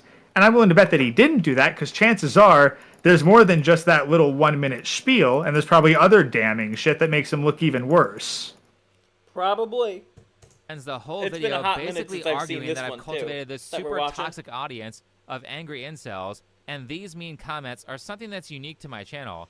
This is despite the fact that in the past, Noah himself has encouraged comment brigading against another YouTuber who goes by Xander Hall. It's a full video. You can watch the whole thing. Also, if you do go there, don't say anything mean, please. Just comment Squid Gang with 6 G's. Good times. Don't be mean, just dog whistle to other Noah followers. And I know that Noah considers this harassment because he clipped people saying... I will say, you know, I mean, I assume you're familiar with the phrase, you know, broken clock is right twice a day. Like, absolutely, there are certain... Like, that is absolutely the definition of the actual definition of dog whistling right there. It's like... And remember when Leafy was still on YouTube with the whole fucking hiss thing? Honestly, no, because I wasn't... It wasn't in that circle of YouTube. Most I know is that Manic talked about Leafy briefly, I think, but... Gotcha. So, because Leafy didn't bother to tell people, like, hey, don't harass this person, you know, this, that, and the other. Like, he is, like, you know, he basically sent a bunch of his, like, followers, and myself included at the time. I was only, like, in my defense, I was only, like, fucking 15, and I was stupid when I was 15. So, but it's like, there are so many, like, hiss, and it's just like, you know that Leafy was here. I mean, that's kind of the name of his channel, I guess. Leafy was here, in that regard. And the videos just got, like, you know, and, you know, that caused a lot of fucking controversy, and it's like, you know, some people eventually just got so crazy, and it was just like, you know, the joke was not funny and, like, for a long time now, and it's just like it caused actual fucking problems, and also was one of the causes of the adpocalypse. It's like, because advertisers were like, people telling, you know, the disabled and other people, like, hiss and KYS. It's like, well, we don't want our ads on here. So Leafy was a big reason. But anyways, enough spieling about YouTube history. that they watch Diesel Patches and Pegasus as examples of comments that were harassment. But a lot of Noah's argument banks on people not understanding how the internet works. Because as I said in the video about mass flagging, mean comments are something that happens anytime someone criticizes something. For example, anytime Noah reacts to a video of mine, I get a bunch of mean and negative comments from his audience like these. Since Noah has made it very clear in his video that he's keen on reading all the comments on my videos, surely he's seen at least some of these, right? Noah, for the sake of moral consistency, will you now admit that you are at least partially responsible for harassment and your videos on me caused me to get harassed by your audience? I'll wait. But just to make it crystal clear, no matter what a creator does, a small group of assholes will always be mean to whatever or whoever is being criticized. Here's Charlie White, or Moist Critical, one of the nicest people on YouTube, saying that people in his audience still brigade comment sections against his wishes. I don't know how much more clear I can be when I say I can't stand it when people harass or insult someone or some community I make a video joking about. When I make a video, it's mainly for entertaining purposes. I never, ever want anyone going out of their way to harass and insult whoever or whatever it was about. I actively discourage that behavior, and it keeps happening. If the video is a complete joke... Wait, hold on a second. Sorry, weird side question. How can you insult somebody without going out of your way? Like, is it just like something like on the street? It's like, hey, while I'm in the neighborhood, I'm not really going too far out of my way. Fuck you, sincerely. Like, what's the whole like going out of their way? I think when it comes to the whole, going out of their way, like, I like to make fun of, like things too, but I think when it comes to going out of, like a commenter going out of someone's way, I think the YouTuber Smokey MCC describes it the best. It's like, obviously, I can't control exactly what you guys do, but I like, if you do stop by their channel, I think the least you could do is not comment. If you're gonna go out of your way to just watch their content, don't comment. So it's, okay, it's like window shopping almost. Like, okay, like, also my thoughts on the matter are much simpler. Is like, look, if you don't like them, don't comment, because that's engagement. Mm-hmm. That's true. And engagement drives them in the algorithm. So, the reason why I brought up, like Smokey for this example, he also covers lolcows as well, because there's a motto amongst us cow watchers: don't poke the glass. Do not poke the glass. Watch from afar. Do not jump over the fence. Do not poke the glass. Don't do anything stupid, because chances are, if you do something stupid, you will probably get doxxed. You can make videos you're watching. Sorry, but here would be my next. Like, here's my next thing. If you do not want people who watch your video to say negative things about a person you are criticizing, don't put the content creator in the video. Yeah, that's fair. That's another reason. Like, if you just want to talk about the subject matter, don't name who it is. Well, yeah. Don't put the name out there. Don't put it in the channel. Don't show it in your video clip. Just show the content, and like, if they have a fucking channel intro, clip around it. Hide the watermarks. Like people do this all the time with like fucking posting. Like, oh, hey, here's a little comment section meme joke thing. They hide the names. Holy shit. You can hide someone's identity while presenting them in a satirical manner? It's like, I know for me, like, the way that I present, like, videos on the show, it's like I have the channel or whatnot in there. Then that's mainly to, like, give credit. But when it comes to, my actual videos, like my Cyrax shit list, it's like, No, I'm not going to shill Chance's channel. Just don't even bother giving him like a sub, because he's gonna get banned in a week. So just I prefer to send people to the archive channels like Music Biz Marty, William Glory Hole, those guys, because whenever Cyrax makes an account, it gets banned in like a couple of days, because kind of like Frost. Damn. Well, Frost is not a Pete O. I know that. No. Frost ain't that for sure, but like, he does not censor himself in the slightest, and his channels get nuked regularly. Damn. Some people that get so hateful towards whatever it was joking about that they'll go out of their way and harass them. I don't get it. Stop. So yeah, YouTube. Okay, they don't. Okay, you don't get it. Here, I will explain it to you. I'll explain to Charlie here. He's not the subject, but fuck. Explain. Okay, Charlie. As soon as you make fun of somebody, and you have a large audience, thus, when you make fun of somebody, people think, oh, it's okay to be negative towards this person because there is mass consent. Quite frankly, if you don't want people to be harassed, don't make comments, don't make any videos or any content whatsoever that is critical of another person, because other people will take that as permission to go harass. Mm-hmm. So, like, you cannot approve of that all you want, but that is what will happen. And that is just a consequence of how people work in large groups, especially when they believe they have the consent of a group. Basically. And something else too. It's like there's a reason why I prefer to punch up, right? That's very intentional on my end.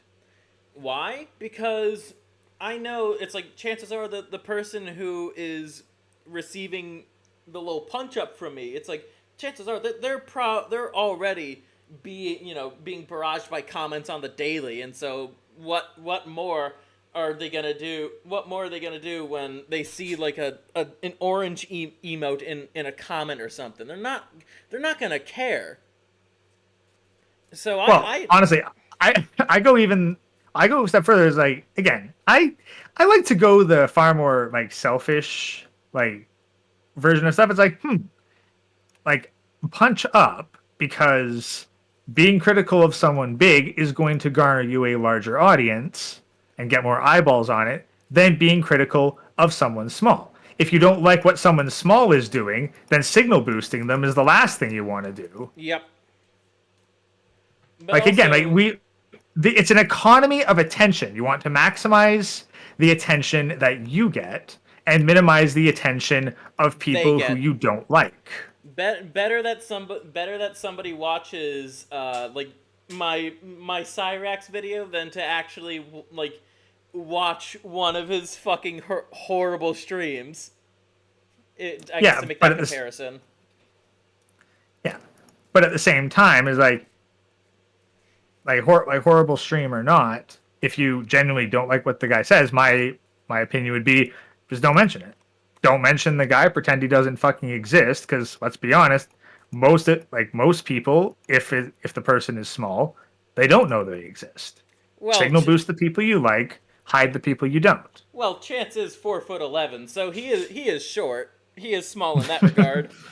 But I don't know. When it comes to lolcows, it's a little bit different than just like calling out. Like if I were to then. I guess like my call out video of Anthony Gramuglia, it's a little bit different, but in general, I do find the Goblin's antics to be funny. Like, you know, when he's when he's cursing off Marty and calling him the N-word and all that. But at the same time, it's like I do understand that it's like more because he became like quite the popular lolcow to cover, because when Chris Chan got arrested, it's like there was a very much a dry period in Christery. Just got a few jail letters at most, but not much. He was just kind of toiling away until the fucking judges made the stupid decision to let him go free.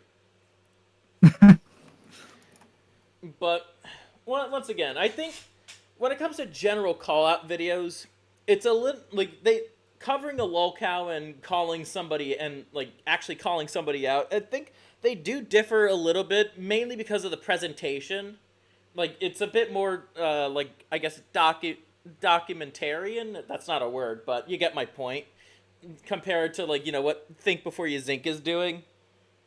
It's as long as a documentary, but it's not exactly a documentary. Yeah, no, it's basically him. It's him bitching about how somebody on the internet didn't flatter him. Yep, or suck his, or another way, suck his cock. Well, Like, you didn't criticize me in the most softcore way possible, and you called me out on my bullshit, but rather than admit to the things that I might have done, I'm instead going to distract from that by pointing at the things that I see you've done and not actually provide any evidence to counteract the points that were made against me. 100%, Greg. Comment sections like you do for live streams. And by the way, this is not the only time that Noah cuts context to make me look worse than I am. Here's another example. I want to talk about how Sean spends a good amount of his video insulting Illy's appearance under the guise of giving her tips on how to be more attractive. She could easily be considered attractive by most people if she just stopped wearing those grandma glasses, picked better clothes, learned how to style her hair instead of always leaving it flat to her head with maximum forehead showing, and watched some makeup tutorials. Yeah, Wait, hold on. Leaving it Oh, it's that fucking ash blossom forehead. Oh, here. I'll send you the I'll send you the context. I just gotta stop streaming the video for a second. Let's see, where's my button? There's my button. I gotta go find this image for you real quick, right? I promise you it will be worth the wait. Yeah, but again, like, it's like, okay, like, Sean, that is exactly what you're doing, though. You are insulting her by giving constant advice on how she could make herself more fucking attractive. So, like, what additional context is going to change, like, just the text? Like, the text is damning. What context is going to change that to suddenly make you into a good person here? So I sent you what I'm referring to here. the fucking ash blossom forehead. So, funny thing about that card, the alternative art, they gave her massive fucking feet. So you have two choices: the massive fucking forehead or massive fucking feet. Your choice for one of the best cards ever printed. I don't know. Like, billboard brow seems like you could do a lot worse than billboard brow. Let's continue. it flat to her head with maximum forehead showing, and watch some makeup tutorial. Hold on. Phil Paul says, the cut context doesn't change much. He's still bullying her. Would you consider, I kind of blanked out on what you said earlier. I was looking for the... Let's think, I don't know, let's think. Like, bullying, honestly, that word's gotten... overused. But, like, I think, yeah. So, like, I can't even say one way or the other on that, whether that's an appropriate word.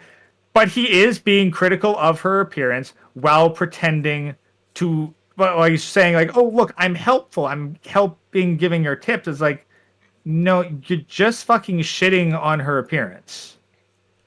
Like, there's nothing helpful or beneficial here. Because, like, guess what? Is she looking for fucking beauty tips? Is she lamenting that she's unattractive? I don't know the context of any of that.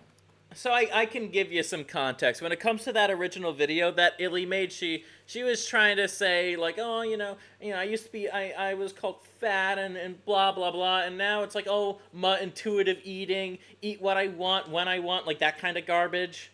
Like, yeah. You know, she's spouting fat acceptance propaganda and that video is the reason why Sean here made, you know, his first video and then turned into, well, what you're seeing here. And then it turned into the drama because these people are like, hey, I don't like being unilaterally criticized, and I'll actually clap back a bit.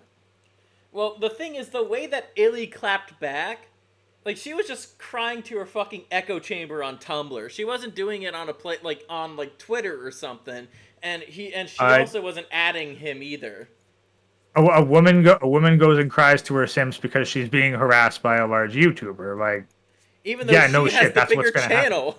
That's the funny thing. She has the bigger channel. Woman, fucking shocking revelation of 2024. Woman can't take criticism on the internet. Basically. Yeah, except Noah cut the. That's the thing. Is like, look, like Sean going against fat acceptance, picking a large YouTuber to punch at. You know what? That is entirely on brand for him.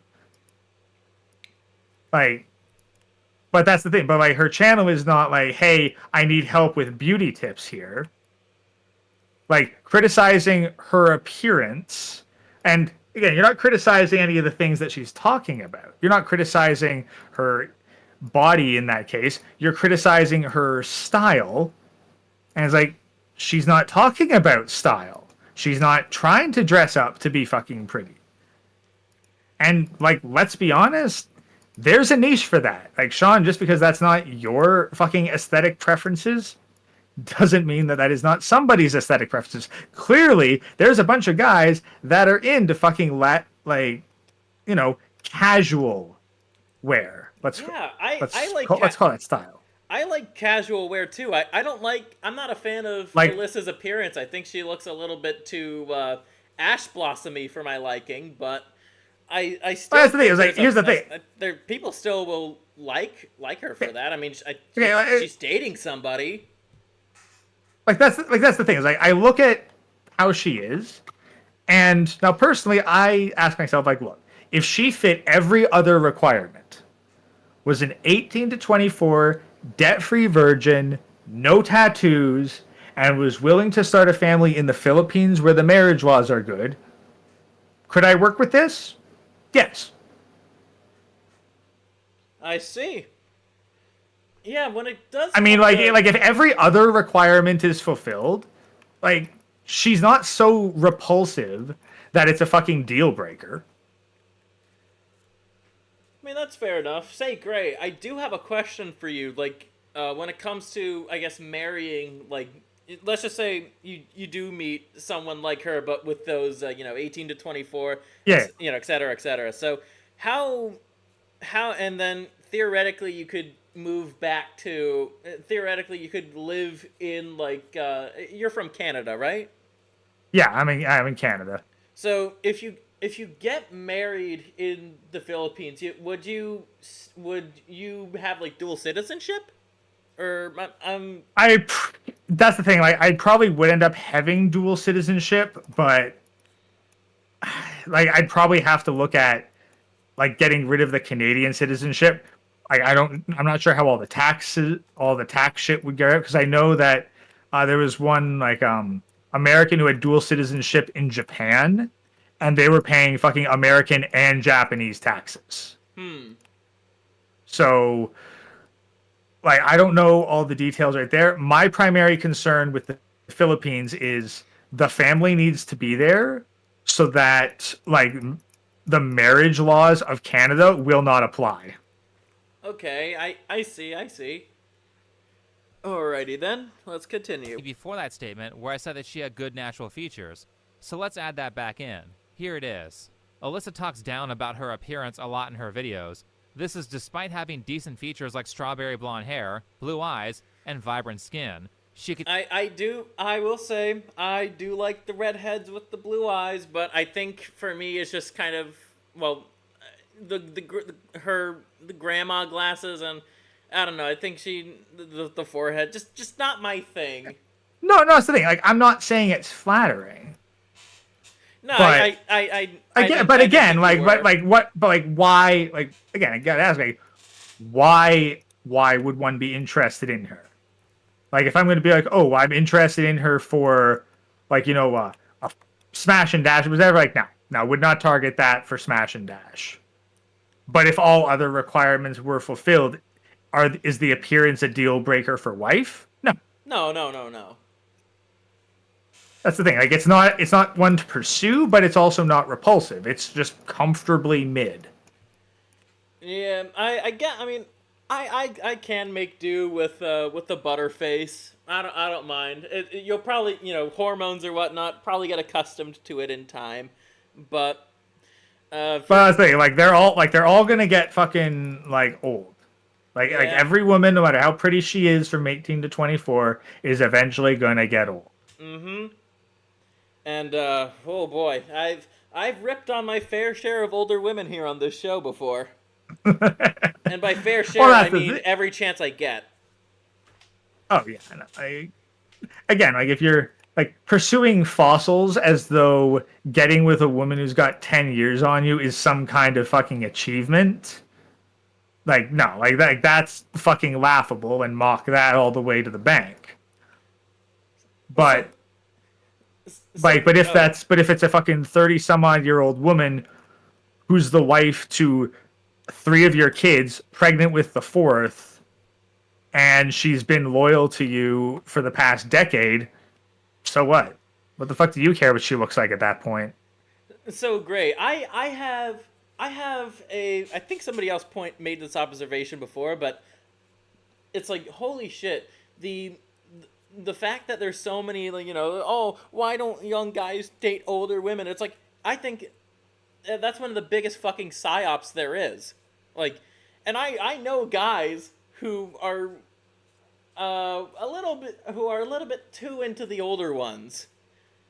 Oh, well, what happens is these guys, when they are young and low value, because a young man is low value for what women are looking for in a man, the rare Giga Chat aside, most of them want money, status, those kinds of things men don't have at a young age. So these men primarily end up getting with the cougars because all the women their age are with the men who are in their 30s. So what you have is a bunch of women who were able to pull fucking 35-year-old rich Giga Chad when they were 19, but now that they're 35, like, their demographic is getting younger and younger because they still want to sleep with Chad, but women are choosing to spend more time with 35-year-old established Chad than 25 or 18-year-old Chad who doesn't have as much money or doesn't have as nice a car, etc., etc. Could easily be considered attractive by and so most these women people. are like, oh shit, well, I can't make myself younger, so instead I need to try to shame 35-year-old Chad away from What he's being naturally with younger attracted women. to. That's the thing. But these women had no problem with it when they were the ones who were Wait, great. Get a kick out of this comment from Phil Paul. Aren't those words common in the incel community? Well, I guess I know where you lie in the political spectrum, dude. That way, which words? I think there's a lot of, you got to be a little more specific. Aren't those words? Which words? I've been saying a lot of fucking words here. As much as, I think beyond the whole, maxing, the dash maxing and that kind of stuff. I mean, I think that's kind of become a bit beyond, the whole, the actual black pill space. It's like everybody says, stuff like, I know my own community says, citrus maxing or, and I've seen in the chronic stream comments, they use the dash maxing all the time. Yeah, it's the thing. Maxing's become just a new meme word to say. Yeah, it's just a funny meme word. And then he elaborates Chad, low value, etc. And that's not from the incel community. A lot the Chad meme. It's a bit more of an ancient meme, but it's it's the term Chad is still Chad. Chad. It's an accepted term for a man who is physically and oftentimes personality-wise attractive. One who is admired often by both men and women. Guys like Chad, because he's usually a very he's typically a very wholesome person. Again, I've seen Chad depictions where he's very wholesome. It's your standard jock, basically. Mm-hmm. Could he be an asshole? Perhaps, but usually his life's just so good he doesn't really feel the need to be. Basically. And then low value is but low value is low value. If something does not have a lot of value, then it is low value. What better word is there? So it's a little weird yes, that Noah men can be low value. When you understand, when you have actually looked at dating dynamics and gone, well, this is when men have the most options. This is when women have the most options. And these are the ones where the men who have the most options pair up the most often with. Then you can be like, oh, well, these are the highest value pairs. And it's going to be men with a lot of wealth and status pairing up with younger women. Because that's what younger women are naturally attracted to. Leonardo DiCaprio is not going for 35-year-old businesswomen. And he has his pick. Like, Leonardo DiCaprio could probably go to any woman on the planet with very few exceptions, like single-digit exceptions, and they would agree to be his girlfriend. Mm-hmm. So when he has his pick of all these women, what are the ones he goes for? Under 25. Mm-hmm. And when there's a reason why, when they reach 25, bye-bye. Yeah, that's the thing. He doesn't have a girlfriend. He doesn't have a girlfriend past 25. He just goes and gets another one, and they're waiting in the wings for him. And chances are, it's they've probably been provided for, probably for the rest of their lives. Yeah, and then if you wanted to look at statistics on, hey, who are on average the highest earners in various industries where sexual value is a key determining factor, what are you going to see? Oh, you're going to see that there's a lot more enthusiasm for the teen category than the MILF category. Yep.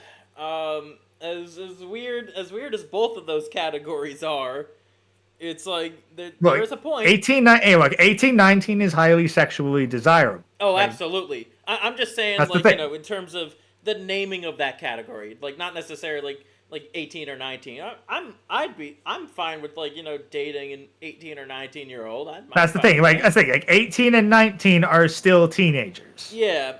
Like if they have teen in the name, then they are teens.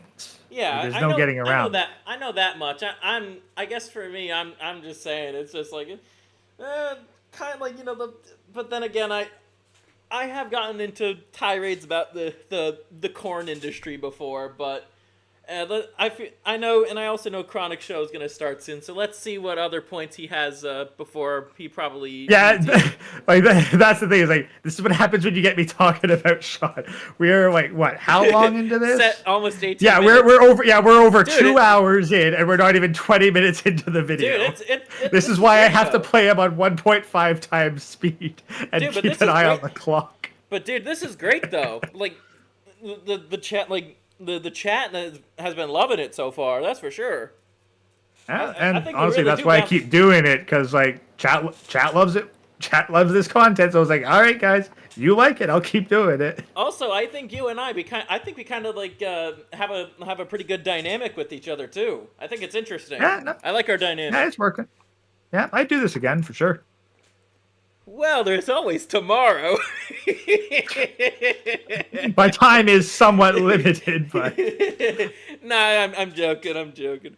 Yeah. So yeah, Chronic Stream is starting, and he's gonna want me on that too. So I guess maybe we'll see if there's any sort of salient point we can work with. So great. Before you head off and before we play, his last point, just type your name in the chat so I can make you a mod. All right, one sec.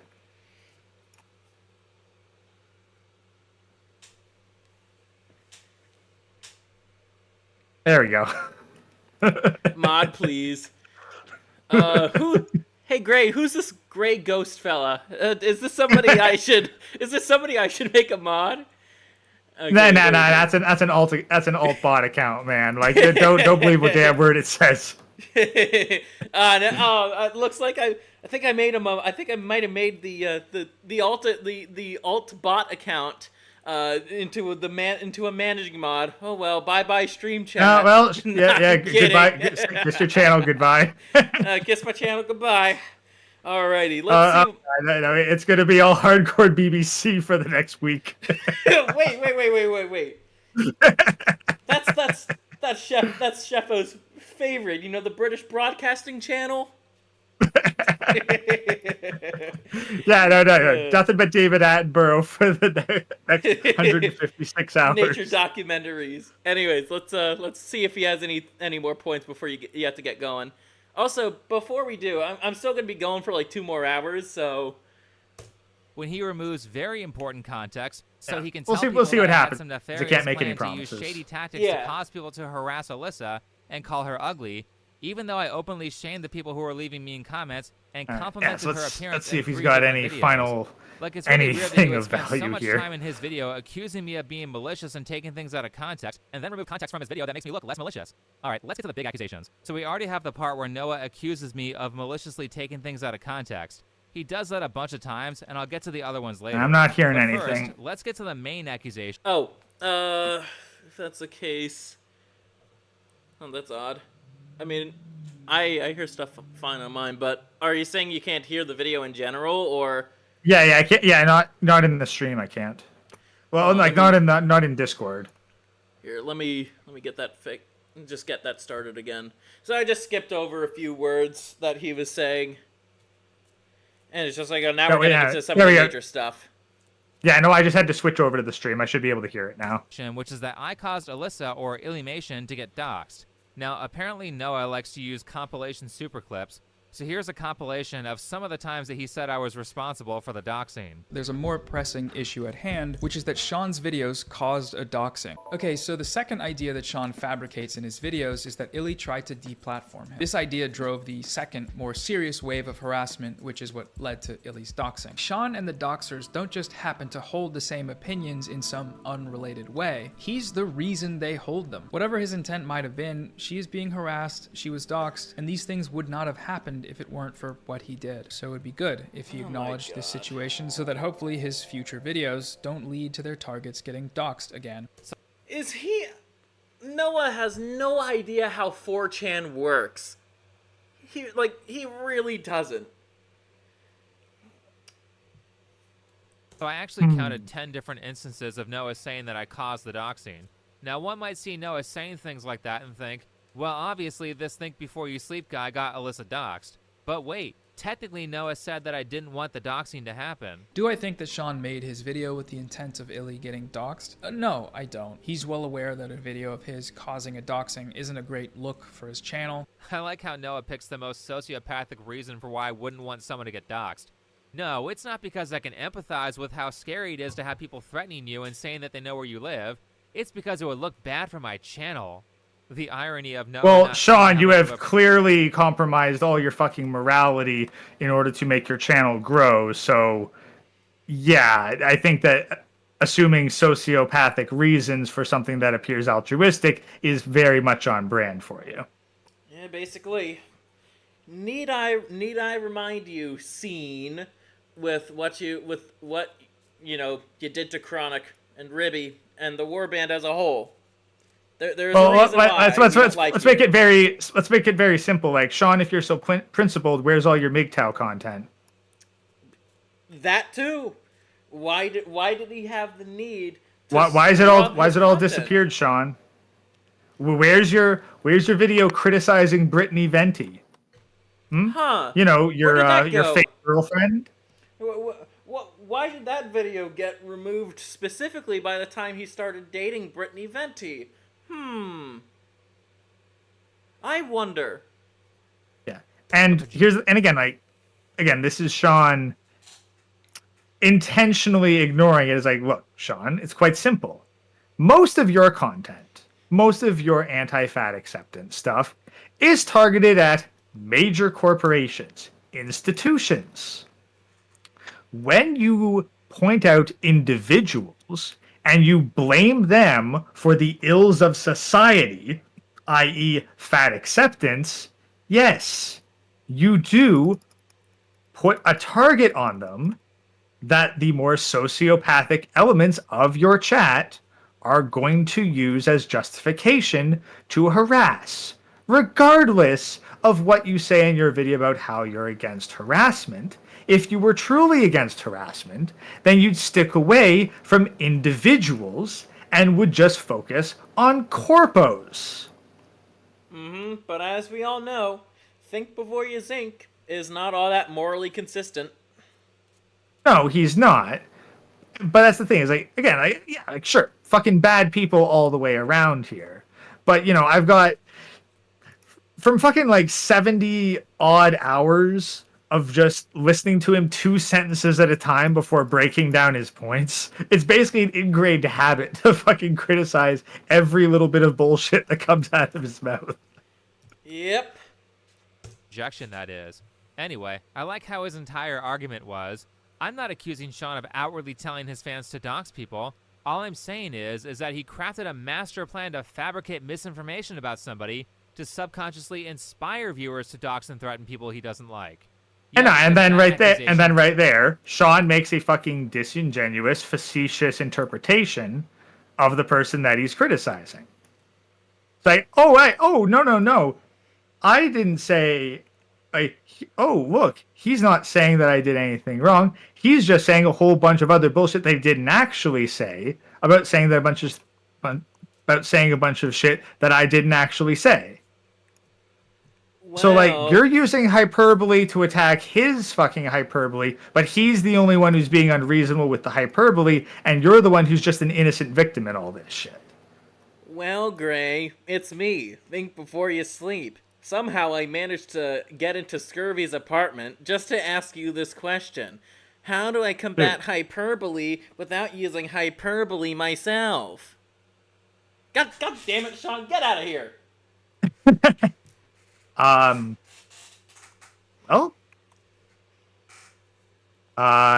Typically, laughing at people, that's how I do it. I guess... Like, mockery goes a long way. That is true. I do like to laugh at people like Ethan is online because of just all the stupid shit that he says. I remember going over a big reason why I don't like that guy with Dr. Fourthwall. Do you know who he is? Yeah, Dr. Fourthwall has been in like some guest chats a couple times, so. Yeah. He's been on the show a couple times too. And Ethan is online. Basically, he tried to justify why a fan, Fourthwall has done, channel art for me before. He's actually sketching something for me as we speak. Not going to reveal what it is. I want it to be a surprise. But basically, when I showed him, like, the fucking fan in, like, a glass box with red streamers, man, he got pissed off. Because Ethan is online's whole argument is like, well, stuff like that and Pollock's art, Jackson Pollock, right? I think that's his name. Yeah. Jackson the painter. His art. Like that was his whole, and it was just a horribly reasoned video, and I and Fourthwall both got pissed off at the fact that Ethan is online tried to justify the fact that a fucking fan, a box fan in a glass box with the red streamers that was supposedly about AIDS, that's considered art. That's considered art. Yeah. Like modern art is money laundering and has been for a long time. Honestly, I didn't even think about it like that before. I always thought modern art was just made by a bunch of pretentious people, they got paid who got paid boatloads of money by other dipshit millionaires who basically were so used to sniffing each other's farts that it's like, of course they'd find a box fan in a glass box with red streamers and some holes in the glass. I forgot to mention that part too, for the air to flow out. It's like, that's not art. A child can do that. Okay, yeah, but you know what it is? A tax write-off. Oh.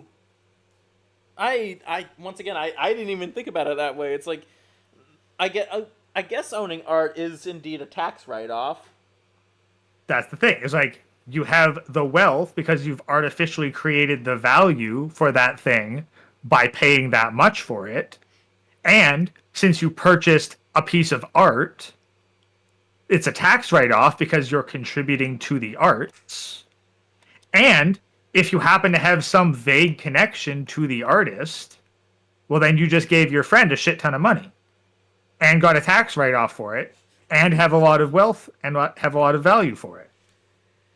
And especially if some of these millionaires know people like Jackson Pollock, and it's like they're always going to be paying shitloads for like, whatever. He could just have like some like blue paint, just lather it on his butt cheeks, him sitting down on it, and it'll sell on like a piece of like canvas or something. It'll sell. Okay, no, like I've literally here's this was I'm going to tell you about the fucking exhibit I saw in Toronto. And like, I went to art school. I got fucking credentials with this shit. Okay? Like, I got actual fucking credentials, so I know a little bit more than, most people on this shit. Or at least I have fucking authority. Anyway, I went to the fucking, like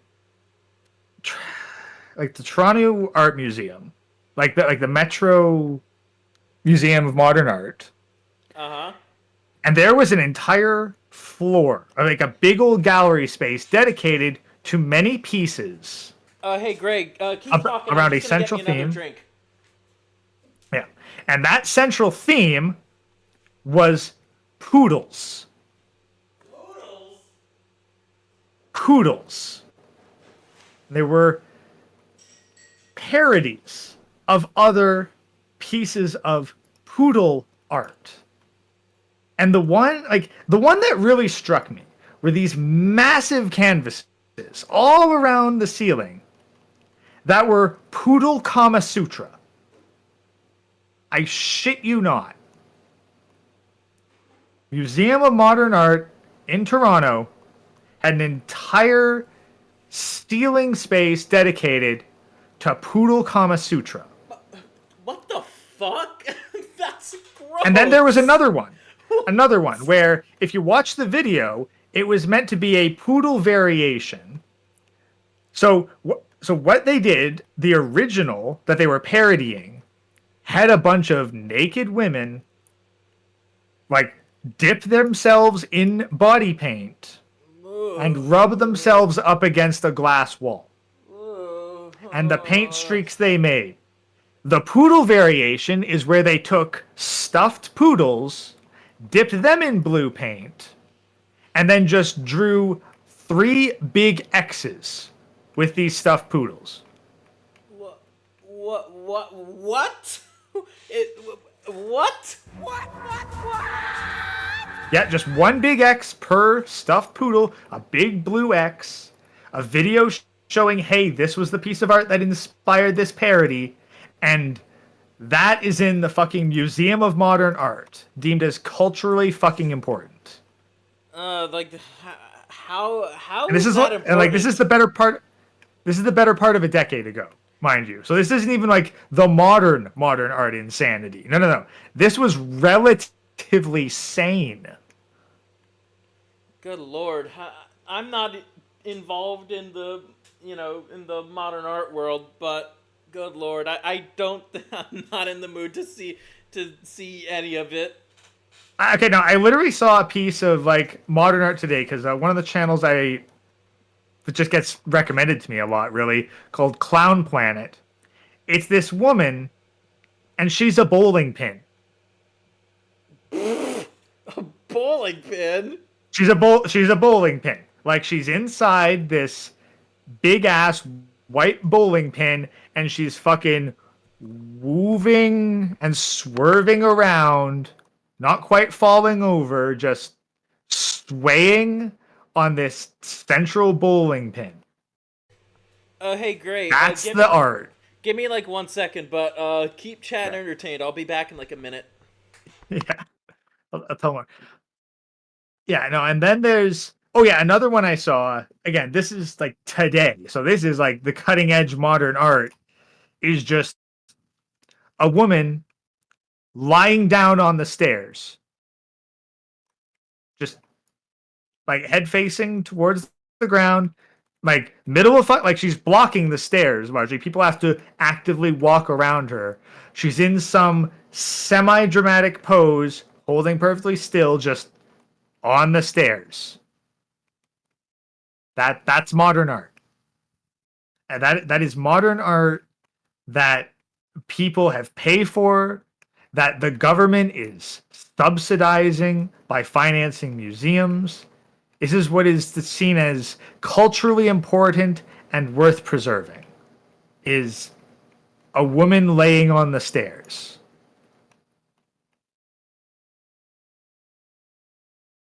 Like, if anyone has ever had the delusion of being like, oh wow, when my art's really good, when I work really hard, achieve a high level of technical mastery, then I will be considered good enough to be in a museum. No.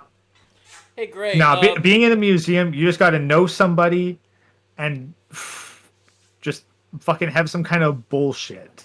Hey, great. Just spout on it, like, yeah. I got a question for you. When is the Toronto Art Museum gonna import a modern interpretation of Justin Trudeau's family tree?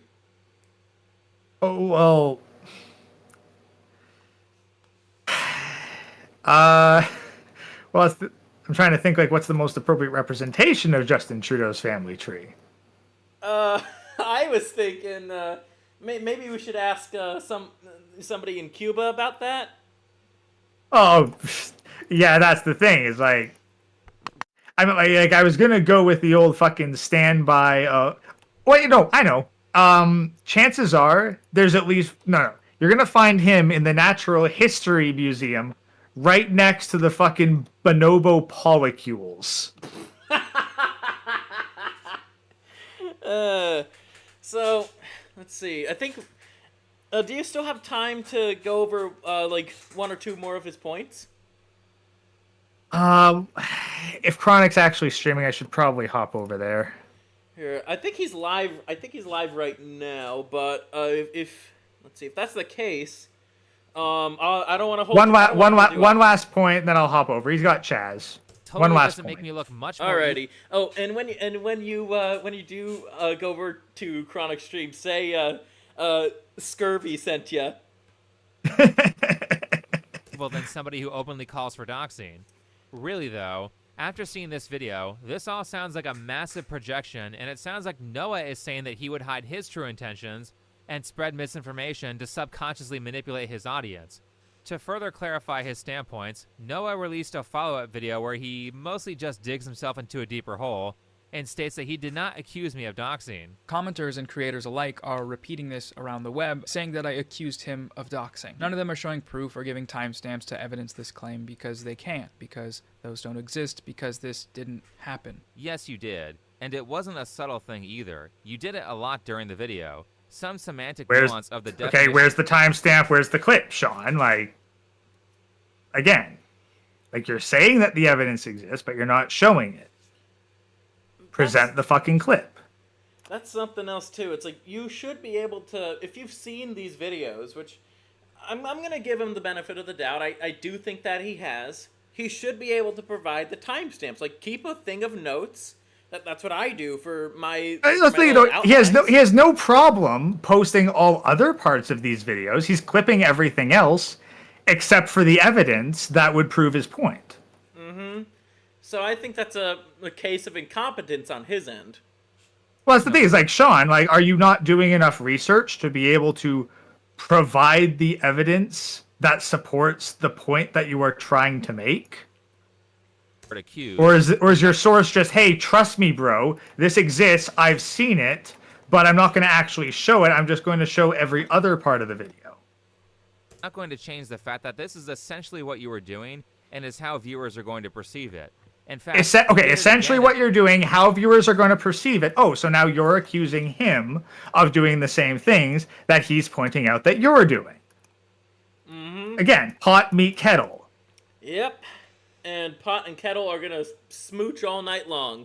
At the end of this video, too. Tom then summarizes my messages to Sean. So he's basically saying he believes you fabricated stuff about her, therefore they did this, therefore you are partially responsible, is basically what he's saying. So he adds that qualifying word of partially, which is a more accurate summary of my claims, because it includes the caveat that I'm not saying that Sean is responsible in a definitive sense, one that would necessitate some kind of punishment. When he responds, though, Sean ignores that qualifier. Yeah, he's basically saying that. I mean, he said it straight up in the video multiple times that I'm responsible for it. So I don't think, and even if you backtracked and gaslighted on it and said, oh no, I don't actually believe that. Well, you still put it in the video multiple times, so you obviously do. This is exactly why I did not use that word, responsible. Because while yes, I do think Sean is responsible, absolutely. If I'd said so, if I'd used that word, then he would have immediately taken that as me saying he should be deplatformed. So you're saying that you lied because you were afraid of a counter argument I would make, but you do believe I'm responsible? Gee, misrepresenting your beliefs sounds all... Classical Marxist reasoning. I forget the exact term, but it's basically where it's like, let's just say I wish death upon the drink that I'm having tonight, but I want to say it in a way that it's like, I don't want my drink, I don't want the drink to die, but I also want to say, well, and he does say it, I want this drink to die. Yeah, it's a nice establishment you've got here. It would be a shame if something were to happen to it. Basically that. You worded it better than I did. A lot like something an honest person would do. Even though I never claimed that he broke the rules, never called for his deplatforming, never argued for his video's removal, and never even commented one way or another on the validity of Illy's report. Yeah, it's kind of strange that you're tiptoeing around this and not taking a side, even though you clearly have a bias and literally everyone else took a side. It sounds like you do think Alyssa mass flagging my channel is justified, but you won't say it because it would be unpopular. I guess that's just my opinion, but we haven't even gone over the most direct way that Noah accuses me of doxing. He flat out titled his video, Think Before You Dox, which immediately gives off the impression... So, I remember Sean also bitching about the titles of, like, the UCW show. Like, how are new viewers gonna get engaged in your content if you're titling it UCW show number X, like 200 something? It's like, how are new viewers, like... He was really bitching about the titles of that.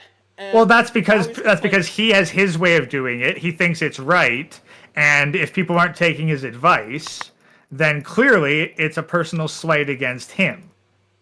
Like, again, like he's covered this before. Like, this isn't the first time that he's given advice to people and then gotten salty in the video that people didn't take his advice. And so... I do think it's fair to also complain about how these bread tubers title their things, but it's like, I'm going to... It's clickbait. This is YouTube with the attention economy. YouTube 101, gotta clickbait the shit out of everything. Why do you think... That's the thing. Like, look, like the title of this video, Woke YouTuber Got Me a Channel Strike. Mm-hmm. Or hell, like, even the okay, title of my where's the evidence of the wokeness? Is the wokeness relevant to it? No. You woke YouTuber. That is the enemy that you were identifying. Got me a channel strike. The injury that you have suffered at the hands of this, and now you are enacting some sort of counterattack against this attack. Hell, like, even the title of my stream, Analyzing Evil. I mean, that's an actual series on YouTube that I like. I thought I did a little parody of, like, his intro or whatnot, but it's like still, Analyzing Evil, the Illymation drama, and of course I put featuring Grey Ghost Warband, and the same thing with my Scurvy Shit List series. It's like I did name that, like, intentionally. Like, that's just an intentional decision on my end. One, because I think it's like it's like I borrowed a quote from, like, Persona 4. The other part, it's like that's how I actively describe, like, people I don't like. It's like they're on my shit list. Like, titles are an intentional part of making videos and streaming. Yeah, no, I went with Red Pill Cult Meeting, RPCM, because, well, people keep calling Red Pill a cult, so I thought, fuck it, let's just run with it. Mm-hmm. That I doxed somebody. Oh, but wait, Noah's got an explanation for that one, too. Sean here also claims that my video's title is basically a doxing accusation. Maybe I don't have to explain this one, but just in Noah, case. Think it Before You is. Dox is a play on words about the fact that she got doxed and the fact that Sean's channel was a part of that process. This title does not specify action or intent. Really? The person who is basically does, making the argument that Noah. your intent Yeah, doesn't no, matter, like, no. and how you're- I guess the thing is, like, no, like, the title it can very easily, without that much of a stretch, be read as an accusation of Sean actively causing the dox. That's not an incorrect way to take the video. But that's And also to say like, oh, couldn't be possibly be taken that way is wrong. Like maybe it's like, well, I didn't mean it. It's like, well, did you try running it by at least one other person? and chances Like, are no, that- but that's the thing. It's a hyperbolic thing, and it's like, because here's the thing. Like, if he was like, oh my god, Sean doxed this YouTuber, like that's the thing. Like, it's a clickbait title, and there's plenty of fucking clickbait titles for video clips where great. shit doesn't pay off. Great. If he did run Yeah. by one other person, I know exactly who that person would be. It would be Ethan is online, and he'd be like, oh yeah, being stoned off his fucking ass. He'd be like, oh yeah, that's a fine title. And probably Fair not enough. even watching the content at all. Our audience perceives the message is all that does, is saying, well, I didn't intend the audience to perceive the title like that. Noah, do you see how stupid your whole argument of saying that I'm responsible for the doxing is? By your logic against me, it doesn't matter what your intent was, you are directly responsible for fostering the belief in people that I doxed Alyssa. So if you're going to say that I'm responsible for the actions of some unhinged people, which I'm not, then you're responsible for spreading misinformation with that title and making people think I doxed somebody. Noah's follow-up video Okay, is well, so okay, full well, of- Sean.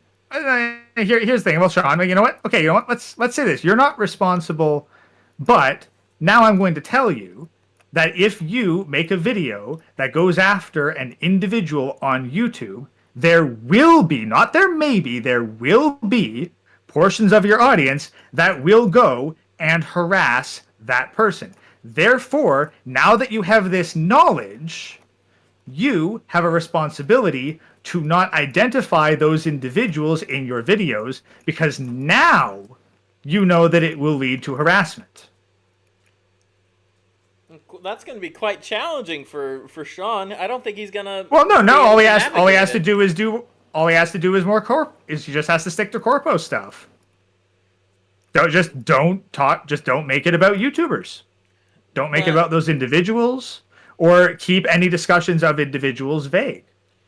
But That's absolutely doable. But There's how more am I- than enough woke propaganda on television to cover him and sustain him. But how am I gonna get my views? Sean, how the fuck did you get back in here? Well, fuck you, Scurvy. I can do what I want. I have a bigger channel than you.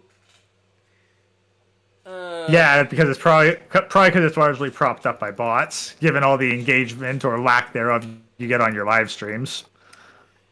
Well, don't make fun of my streams. It had 1,000 viewers, unlike Scurvy's with a current viewer rate. of Sean's live streams never hit 1,000 fucking viewers. Not that I ever saw. I thought it did. I don't know. I don't remember accurately, but like, if he had 1,000 viewers, 600 of them were from Chronic.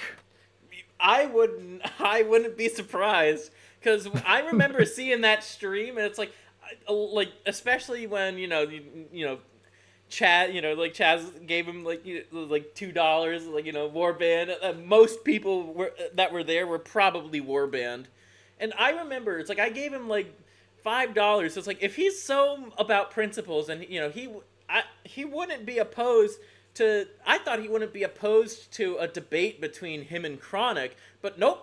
We just said no. I'm not going to debate a guy who blatantly mischaracterizes me. It's like, bitch, you're the fucking weakling here. Who you have the bigger channel. Like, don't be a fucking coward. But as we all know, he certainly is indeed a coward. Yes. $5 that went to waste. Well, no, like $5 to like prove that somebody's a coward. You know, you can justify the investment for the warband tax write-off. Alrighty, I guess since you framed it like that, that's fair.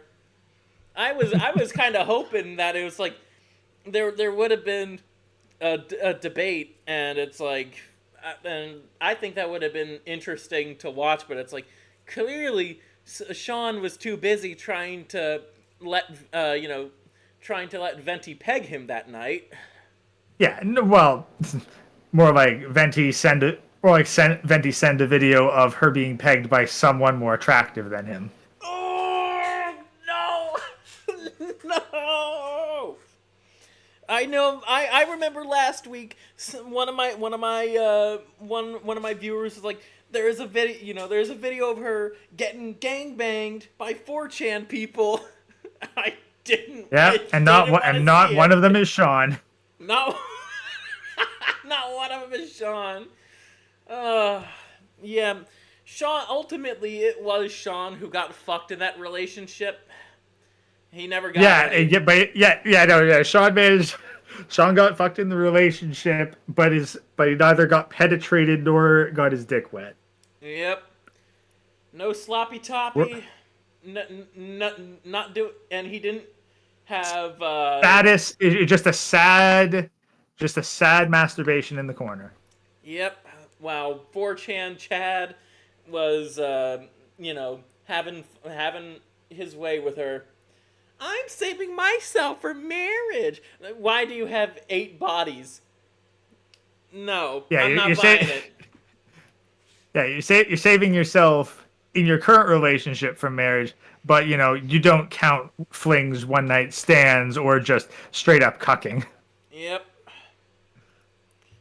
Sophistry that there should be a picture of it under the word in the dictionary. He banks his entire argument on the semantic nuances of morals and ethics, which is something that nobody in the general audience is going to understand. When people ask, is Sean responsible for these people's actions? That question can be answered in 2 different ways, from a moral perspective and then from an ethical perspective. Jim, come on. I don't need a lecture on ethics. Okay? I'm not talking about ethics. I'm talking about morals. What's the difference? I love how there's an entire bit in a movie making fun of the stupidity of what Noah is doing here. Even Destiny is puzzled by this tactic. Guys, I don't know. I've never in my life, even people that study philosophy, I don't think make distinctions between ethics and morals. It's such a weird distinction. I don't know. I don't know if I have no idea why he keeps doing this. Hey, Destiny, there is a difference between morals and ethics. There's a reason why Hammerhand says morals, ethics, and principles. Yeah, morals, ethics, values, principles. Mm-hmm. Now, honestly, I'd have to think for a minute to actually, figure out what the nuance between, ethics and morals would be. But the nuance to me, morals, morals feels more like kind of a personal thing, whereas ethics feels more broad in scale. But again, I'd have to actually go and double check it. They don't feel interchangeable. Yeah, but again, gun to my head, I'd be hard pressed to tell you the difference. On the surface, it's that's how I describe the basic differences of morals and ethics. One is more personal. One is more on interpersonal, me and a friend of mine or something. How I would act, how those principles. More social context. Yeah. Social context. But whatever. I'm sure with a little thinking, Destiny can figure out why Noah might want to use logical loopholes to justify what he did. But really, Noah, as a YouTuber with hundreds of thousands of subscribers, you didn't know that a large portion of people, if not almost everybody, would assume that I doxed Alyssa after reading that title? Are we actually going there? Are you going to play dumb when, judging by your video titles and thumbnails, you obviously know how to clickbait and attract people's attention based on how an audience will perceive your video at a first glance? This feigning ignorance thing that you're doing is not believable to anyone with a brain. But okay, let's play along. How are people? Well, yeah, but what's his core? What's his core audience? It's not meant to be. It's neither of. Okay, Sean, neither you nor Noah are attracting the fucking philosophical brain masters of the internet. You're both appealing to fucking stupid people who already agree with your baseline opinions. Yeah, basically. Like you're trying to make people think that they're smarter than they actually are by you pretending that you're smarter than you actually are. I mean, I know I'm pretty smart. My IQ is 30, which means the higher number, the smarter you is. Well, I found an example from a YouTuber named Gokanaru, who doesn't really know who I am, and this video Noah made was his first exposure to the Illymation drama. Let's hear how he perceived that title. I'm actually kind of a noob on Think Before You Sleep. The title is Think Before You Dox, right? And I read that title, and that's why I watched the video. I was like, damn, that's juicy. What the fuck? Think Before You Sleep dox this woman? And that was my understanding from the title. Yeah. That was my immediate conclusion. That's not what happened at all. Yeah. Well, that's what happens when you use like clickbait titles. Like it's designed to do that. A title like how woke YouTuber got me a channel strike and Think Before You dox. They're designed to do that. It's like it's par for the fucking course. Like, Sean, the only reason you give a shit is because it's about you. Mm-hmm. Like that's it. Like the only reason that you give even half of a rat's ass about this is because it is affecting you directly. But you aren't going around fucking criticizing anyone else for making fucking hyperbolic false promises in their thumbnails and saying that they're being immoral or unethical or whatever. Like, this is just because it affects you directly, now it's an issue. Who wouldn't come to that conclusion? And it's... Like, this ain't no fucking principled stand you're making. You're basically just... You're whining that the same kind of tactics that you use are being used to slander you. Yeah, basically... I think there's a though I do think there is a difference between, like, what Noah and Think Before You Sleep is doing compared to, like, you know, when I basically had to defend myself from a bunch of, like, delusional leftists because Anthony Gramuglia thought it was, you know, I wouldn't clap back. It's not just Gokanaru and Turkey Tom saying this. A number of people who watched that video strangely have the perception that I doxed Alyssa. Where would they get that idea? Obviously, if you see that fucking title, you're gonna think that you doxed before her. you die. Yeah. When you got her running with the fucking Eye of Sauron shining on her. That's kind of dumb, but okay. Now, all of this is really funny to me because Noah will do all this hyper-analytical shit about how he's the smart one, who is media literate like that cool, nerdy anime guy who pushes up his glasses right before he's about to explain the plot. If you're looking for a channel that actually has quote-unquote media literacy, go take a look at the Vile Eye. You might not agree with every single one of his conclusions, but he at least watches and reads the stuff that he talks about. That's another reason why I titled this episode of mine, Analyzing Evil. Because, once again, it is a slight parody on his videos, but at the same time... It's like, once again, it's intentional. It's intentional on my end. But then he'll go, duh, I didn't know that this title would cause people to think that you doxed Alyssa. That wasn't my intention. I'm not ethically responsible for this.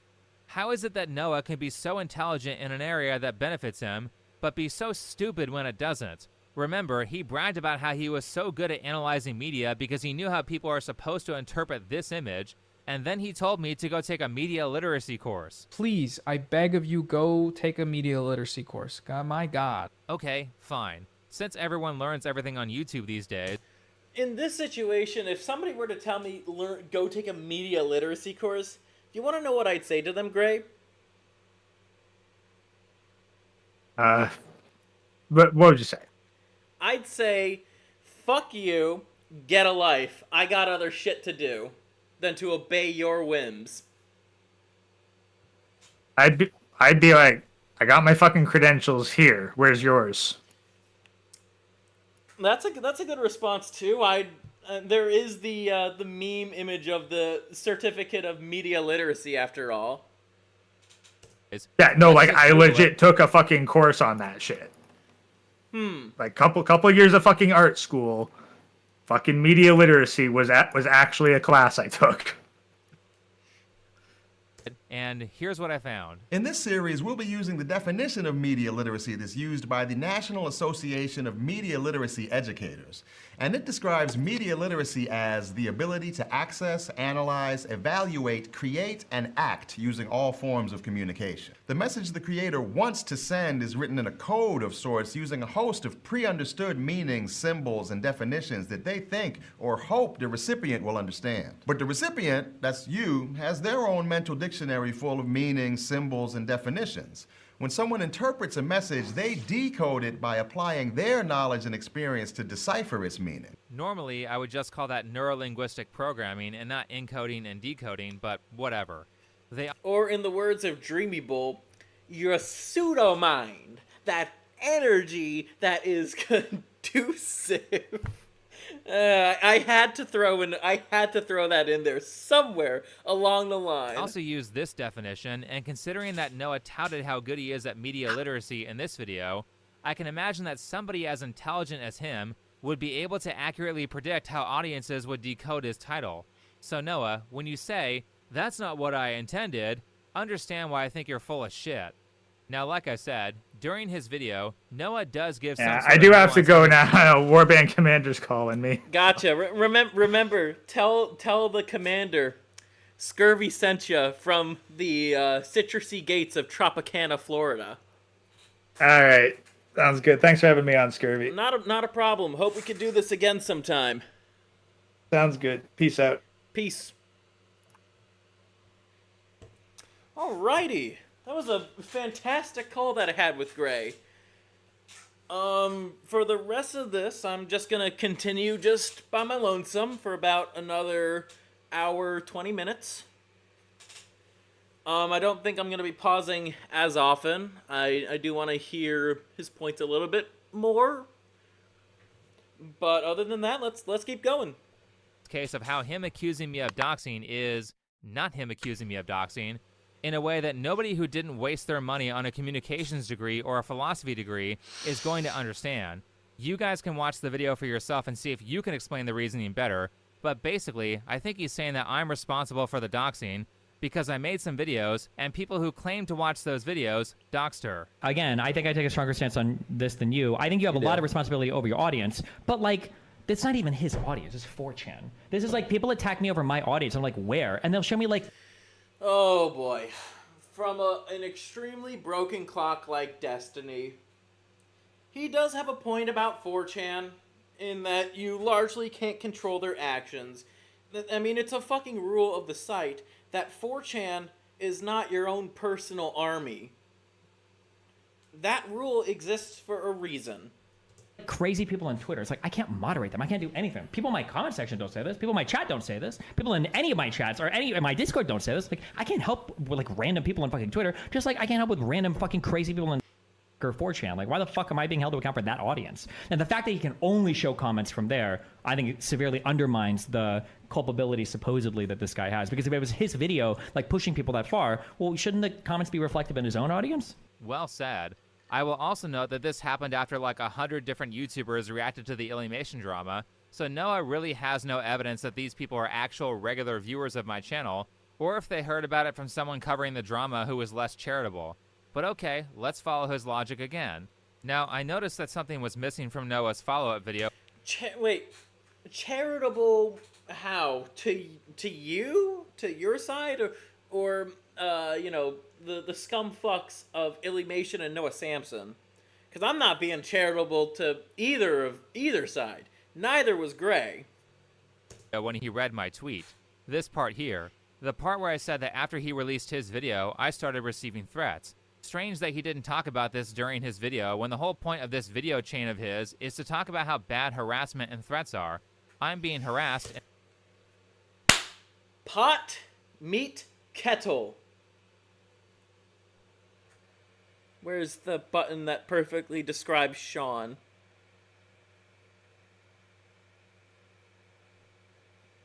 I am so sick of that stupid bitch! Blabbing prissy little skank! That button applies to all three of these people in this situation. And I'm being threatened, and yet Noah is silent. By the way, Noah makes this kind of content that he's criticizing me for all the time. He doesn't do it in the nicest way. He says doxing ain't cool, but proceeds to do so. Noah Samsen, or Think Before You Sleep? I think they're bringing. I think we said this earlier. It's like it's more so about bringing awareness to the fact that she was doxed, rather than saying, doxing is cool. The doxer. Which was no one in this situation. There was the doxed, Illymation, but I wouldn't say that's because of Sean. I don't think that's entirely fair, and I also don't think it's fair to say that Noah was the doxer either.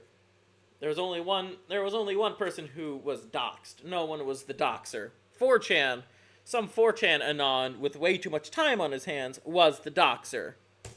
He vilifies his opponent in every video I've watched, and he's wrong a lot, so I don't know how he has the audacity to pretend that he has the moral high ground here. He does the same shit, but with far less accuracy and charitability. I've gotten comment brigaded every time he's made a video on me. Though the bigger question is, why is this stuff being focused on instead of the people who are actually guilty of the doxing? Anyway, Alyssa proceeded to cross the line and try to get my video flagged down, which could have easily resulted in This is what we call bitching out, or at least what I call bitching out. This is exactly the kind of shit Anthony Gramuglia did. It's the tactic that a lot of people who want to organize a false flagging campaign do. Once again, in this whole situation, everybody is at fault. Illy isn't a villain, though. She was literally idling when Noah was calling out TBYS because she was more focused on moving out due to the doxing. Besides, she already learned from her mistakes and moved on by now. Well, good, but the problem is, she still pulled an Anthony Gramuglia, which I consider to be one of the gravest sins you could do on YouTube. Platforming, because YouTube is very inconsistent with their rules. And even after that, after she came after my source of income because she couldn't handle criticism that is way lighter than the people she brags about being friends with. So I know Gray addressed the point of the criticism being a little bit harsher than Sean thought it was, and I agreed. I agreed to that. Though at the same time, it's like compared to what those comments said, that absolutely. Though he still did bring, the viewer's attention to her physical appearance a lot. Her Tumblr is too small to be meaningful. IDKY TBY has made a big deal about it. So, even when it comes to a smaller space like someone's Tumblr, right? You could still, especially if YouTube doesn't really like the opinions that are being spouted from a channel, you could still organize shit on there. Like, once again, people organize stuff like this on a lot of social media platforms. I don't think the size of the space matters. I think what matters more is the intention. The intention of bringing up, hey, let's false flag the video. That's what matters more here. Not necessarily the size. And I'm not saying it can't just be like 3 people. 3 flags on a video isn't gonna do anything.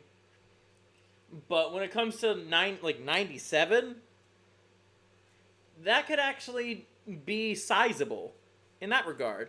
And keep in mind, if a channel like mine got even probably 2 or 3 flags, video is getting taken down. No ifs, ands, or buts. Now imagine if 97 people flagged my Guilty Gear video. I'd probably have my channel yeeted. After that, I openly said that it was wrong that she got doxxed. Unlike Noah, who was a coward for not taking a stance on anything, I think what Alyssa did was very wrong, and That's assuming she allows reblogs on her Tumblr post. Once again, I don't know much about modern Tumblr these days, but I'm more so saying the people who actually viewed the post itself, like if it even counts views, I don't know. I could be wrong. But even so, even for the people who do follow her on Tumblr, it could still be a sizable amount of people where it actually could get the video taken down. And also something else too. What if they reblog it? It's like a retweet. Okay, gotcha. But as I was saying, even so, what didn't help at all was her friend was really trying to get that video taken down. The guy's like a hardcore Illymation simp, so it's you know what we say about simps. Simps are gonna simp, but he really did make the whole situation a lot worse. In addition to continuing the flagging campaign. Do not like her as a person, but I also think that doxing is objectively worse than what Alyssa did to me, and I hope she's okay. Agreed. Okay. I mean, I really don't like Noah, but if Noah got doxed or if Noah got threatened, I'd be openly against. But why raise awareness of the fact that she got doxed? Against that too.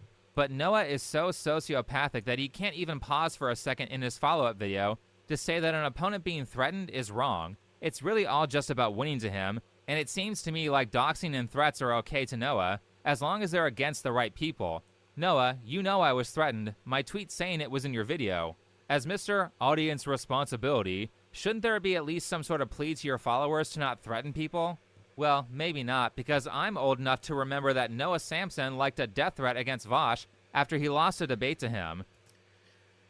This is also bitch behavior right here. Like Noah Samsen, the title alone, even though it's from the fucking Vosh subreddit, so take it from a little bit of grain of salt, but then again, the content is also there too. Noah Samsen legit liked the tweet saying that Vosh should be euthanized like a dog.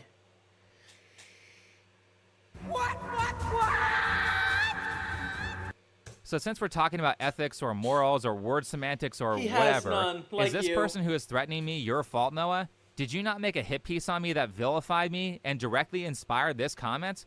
Is this person here telling me to end my life your fault? Well, no, it's not.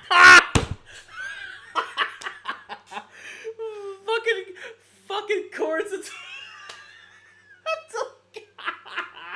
it's from an account like that.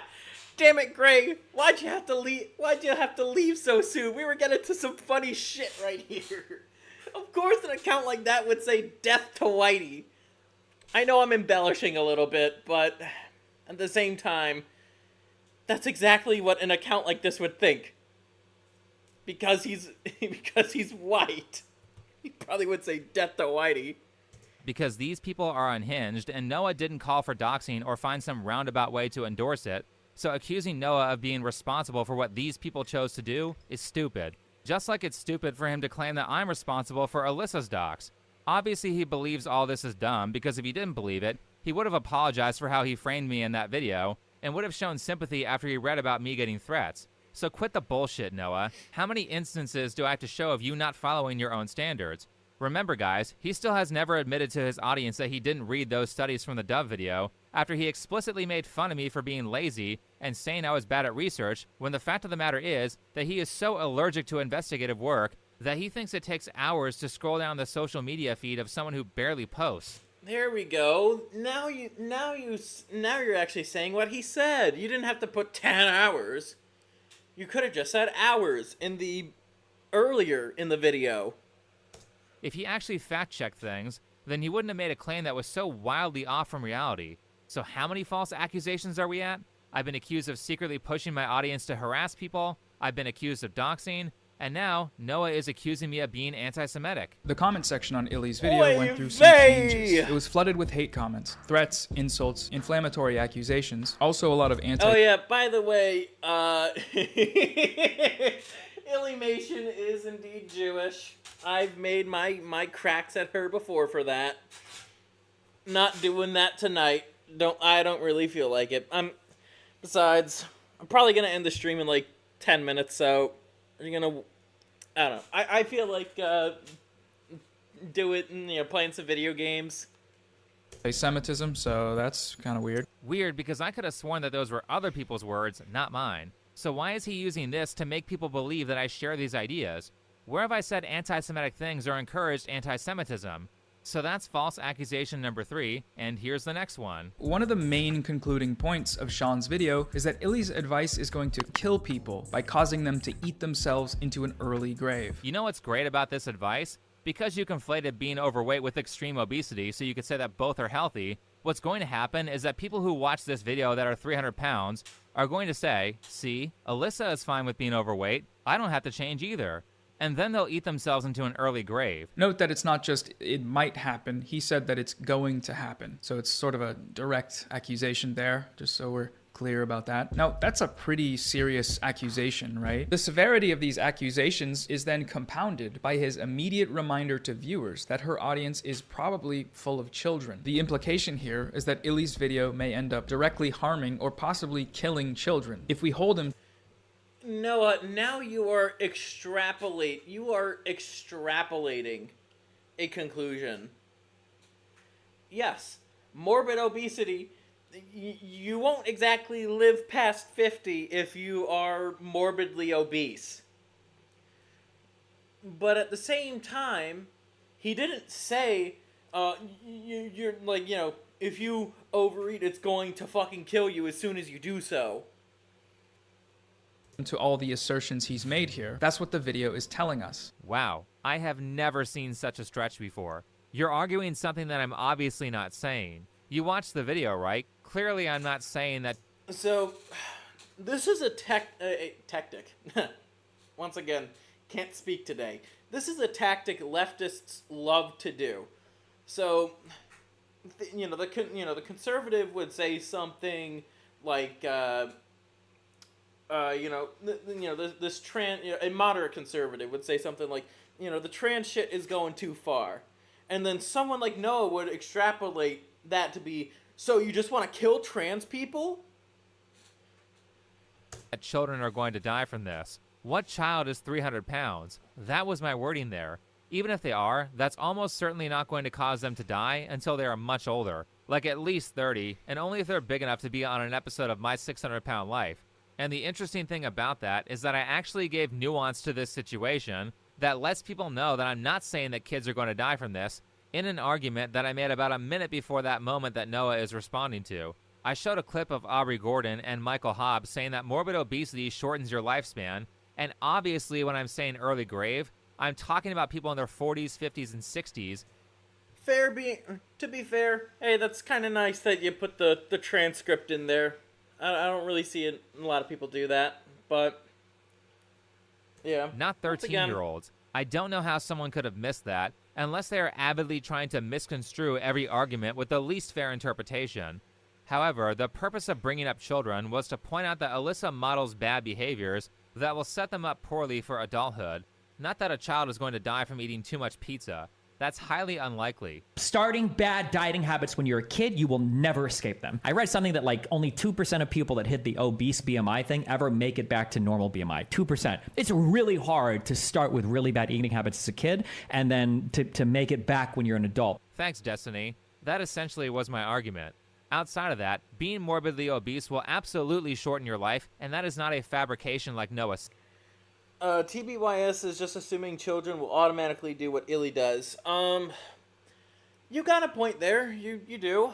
At the same time, children are highly impressionable, and once again, people say a child's brain is very malleable, and they say that for a reason. It's because they are easily impressionable. Like if they see their mom gorging on, goy slop all day, they're going to emulate that behavior. Or, or if the dad is consuming goy slop all day, once again, they will emulate that behavior. Kids will emulate the behaviors their parents do. Maybe not immediately, but down the line, for sure. And this also applies to, the content that they watch. There's a reason why it's like by the time I have kids, yeah, they're not going to be watching. They're not going to be watching YouTube unless if it's like content curated for homeschooling lessons. Said, that's science. So accusing me of saying that what Alyssa is doing will cause children to die is Noah's fourth false accusation. Here's number 5. He also claims that because of this sequence, the message of her video... Okay, we're just gonna address this last accusation, and then we're gonna wrap up the stream.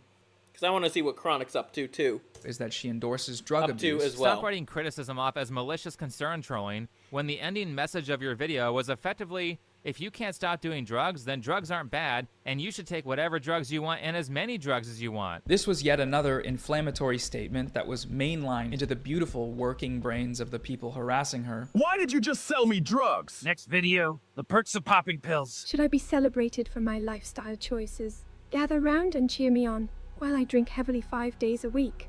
I'm an alcoholic. Accept me. That was a metaphor for comparison, Noah. It's to... Once again, I know some people take actual facts as like just memes or whatnot. It happens on both sides of the political spectrum. Hell, even I've done this.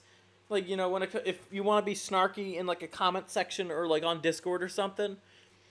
At the same time, or if you just want to shock, as in the case whenever I tell some people I know about all the fucking fun facts I know about Dreamy Bowl.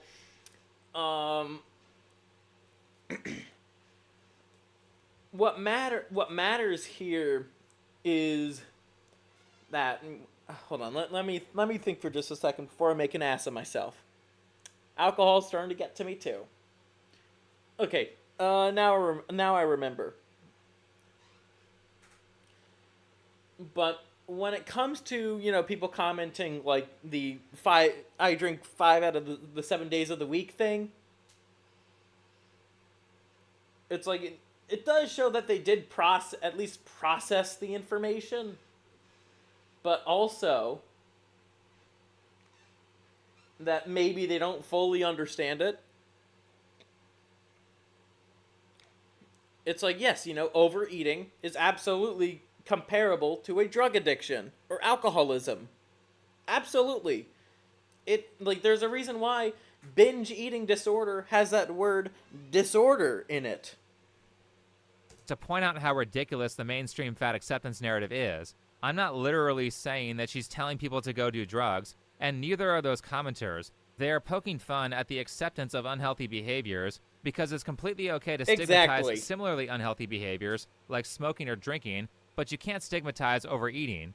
Last but not least, Noah accuses me of intentionally crafting a narrative to try to get someone to end Alyssa's life. This comment is from the doxing thread. They stated they were going to visit her in California. They said they wanted her... Noah's just nitpicking here. Absolutely. Dead, and at that point, they knew where she... It's like when Gray was talking about, cherry picking. Once again, pot, meat, kettle. He lived. Thankfully, Illy was able to move before anything violent happened, but if this person, for example, had taken action, Sean's video very well could have been what pushed them over the edge. You've got to be kidding me. He did not just say that. So if someone hurts a bunch of people and shouts, "I love Bernie Sanders," 5 times, is Bernie Sanders responsible for what that guy did?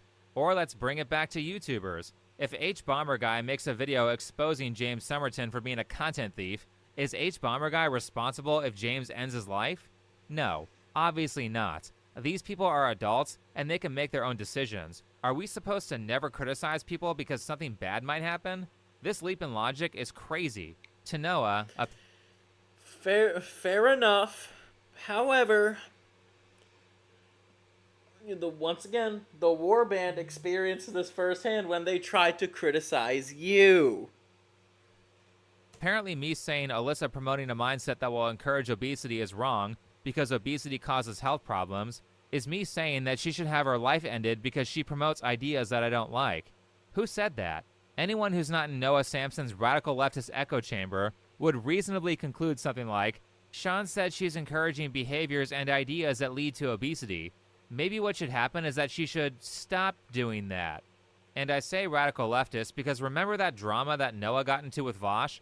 Well, a major reason for that drama was because Noah was defending a racist woman named Professor Flowers who believed that white people should be violently removed from their homes, possibly genocided if they refused to move out of colonized lands or whatever. So she... when it comes to a bitch like this... you talk like a fag, and your shit's all retarded. She can get what's due to black people for issues that these white people took no part in. I don't use the term radical leftist lightly, and I mean it when I say it. But this whole accusing someone of violent extremism from Noah, despite him going out of his way to defend a violent extremist, is not a one-off event for Noah. Look at what he accused a Cheeto of. Okay, so it's good that the mom eventually said, like, yeah, I wouldn't force my kid to be gay or LGBT, because that's sort of what it was sounding like for a little bit. Yet the title... Keep in mind, a Cheeto is a relatively normie YouTuber. Makes some decent stuff. But then you have this guy right here. I'll let it play. Remains. Psycho TikTok mom accidentally gets exposed. Dishonestly framing the content in this way is playing into... Post-recording note. I don't think a Cheeto's title was egregiously dishonest. There were other really bad moments from that video that Noah didn't show. Like a kid who looks like he is 7 declaring he is pan. This kid shouldn't even know what sex is. And Noah... you talk like a fag, and your shit's all retarded. Into the whole gay agenda LGBTQ groomer panic, one that is stoked by demonic accounts like Libs of TikTok and then echoed by useful idiots like Cheeto, and has led to literal hate crimes. Just yesterday, another bomb threat was called into the Boston... Dude, you're using fucking Wikipedia like it's a fucking primary source. Good lord. Oh, Noah, you fucking retard. There's a reason why you're not good at doing research. In Children's Hospital, all over a false story not unlike this one being spread by that media pipeline. Is this what we are so sick of that stupid bitch, blabbing prissy little skank, calling critical thinking now? Because I disagree. How do we go from maybe a Cheeto should have chosen a different title to a Cheeto is responsible for a bomb threat? Noah is known for mischaracterizing people, doing terrible research, and making outlandish accusations like this, which is why he has a habit of losing every major drama he gets into. Now that I've covered some of the bigger stuff here, let's rewind a little bit and move back to what actually started the Illymation drama, which... Okay, I think that's enough here. I do want to do other things for my Friday night, but... Thank you guys for tuning in. I'm really happy to have Grey Ghost join the stream, and hopefully you guys are also looking forward to tomorrow's stream as well. I'm going to scour the depths of Wattpad to find the worst fan fictions of all time. Hopefully, I and you guys will survive. But in the meantime, I will catch you guys later.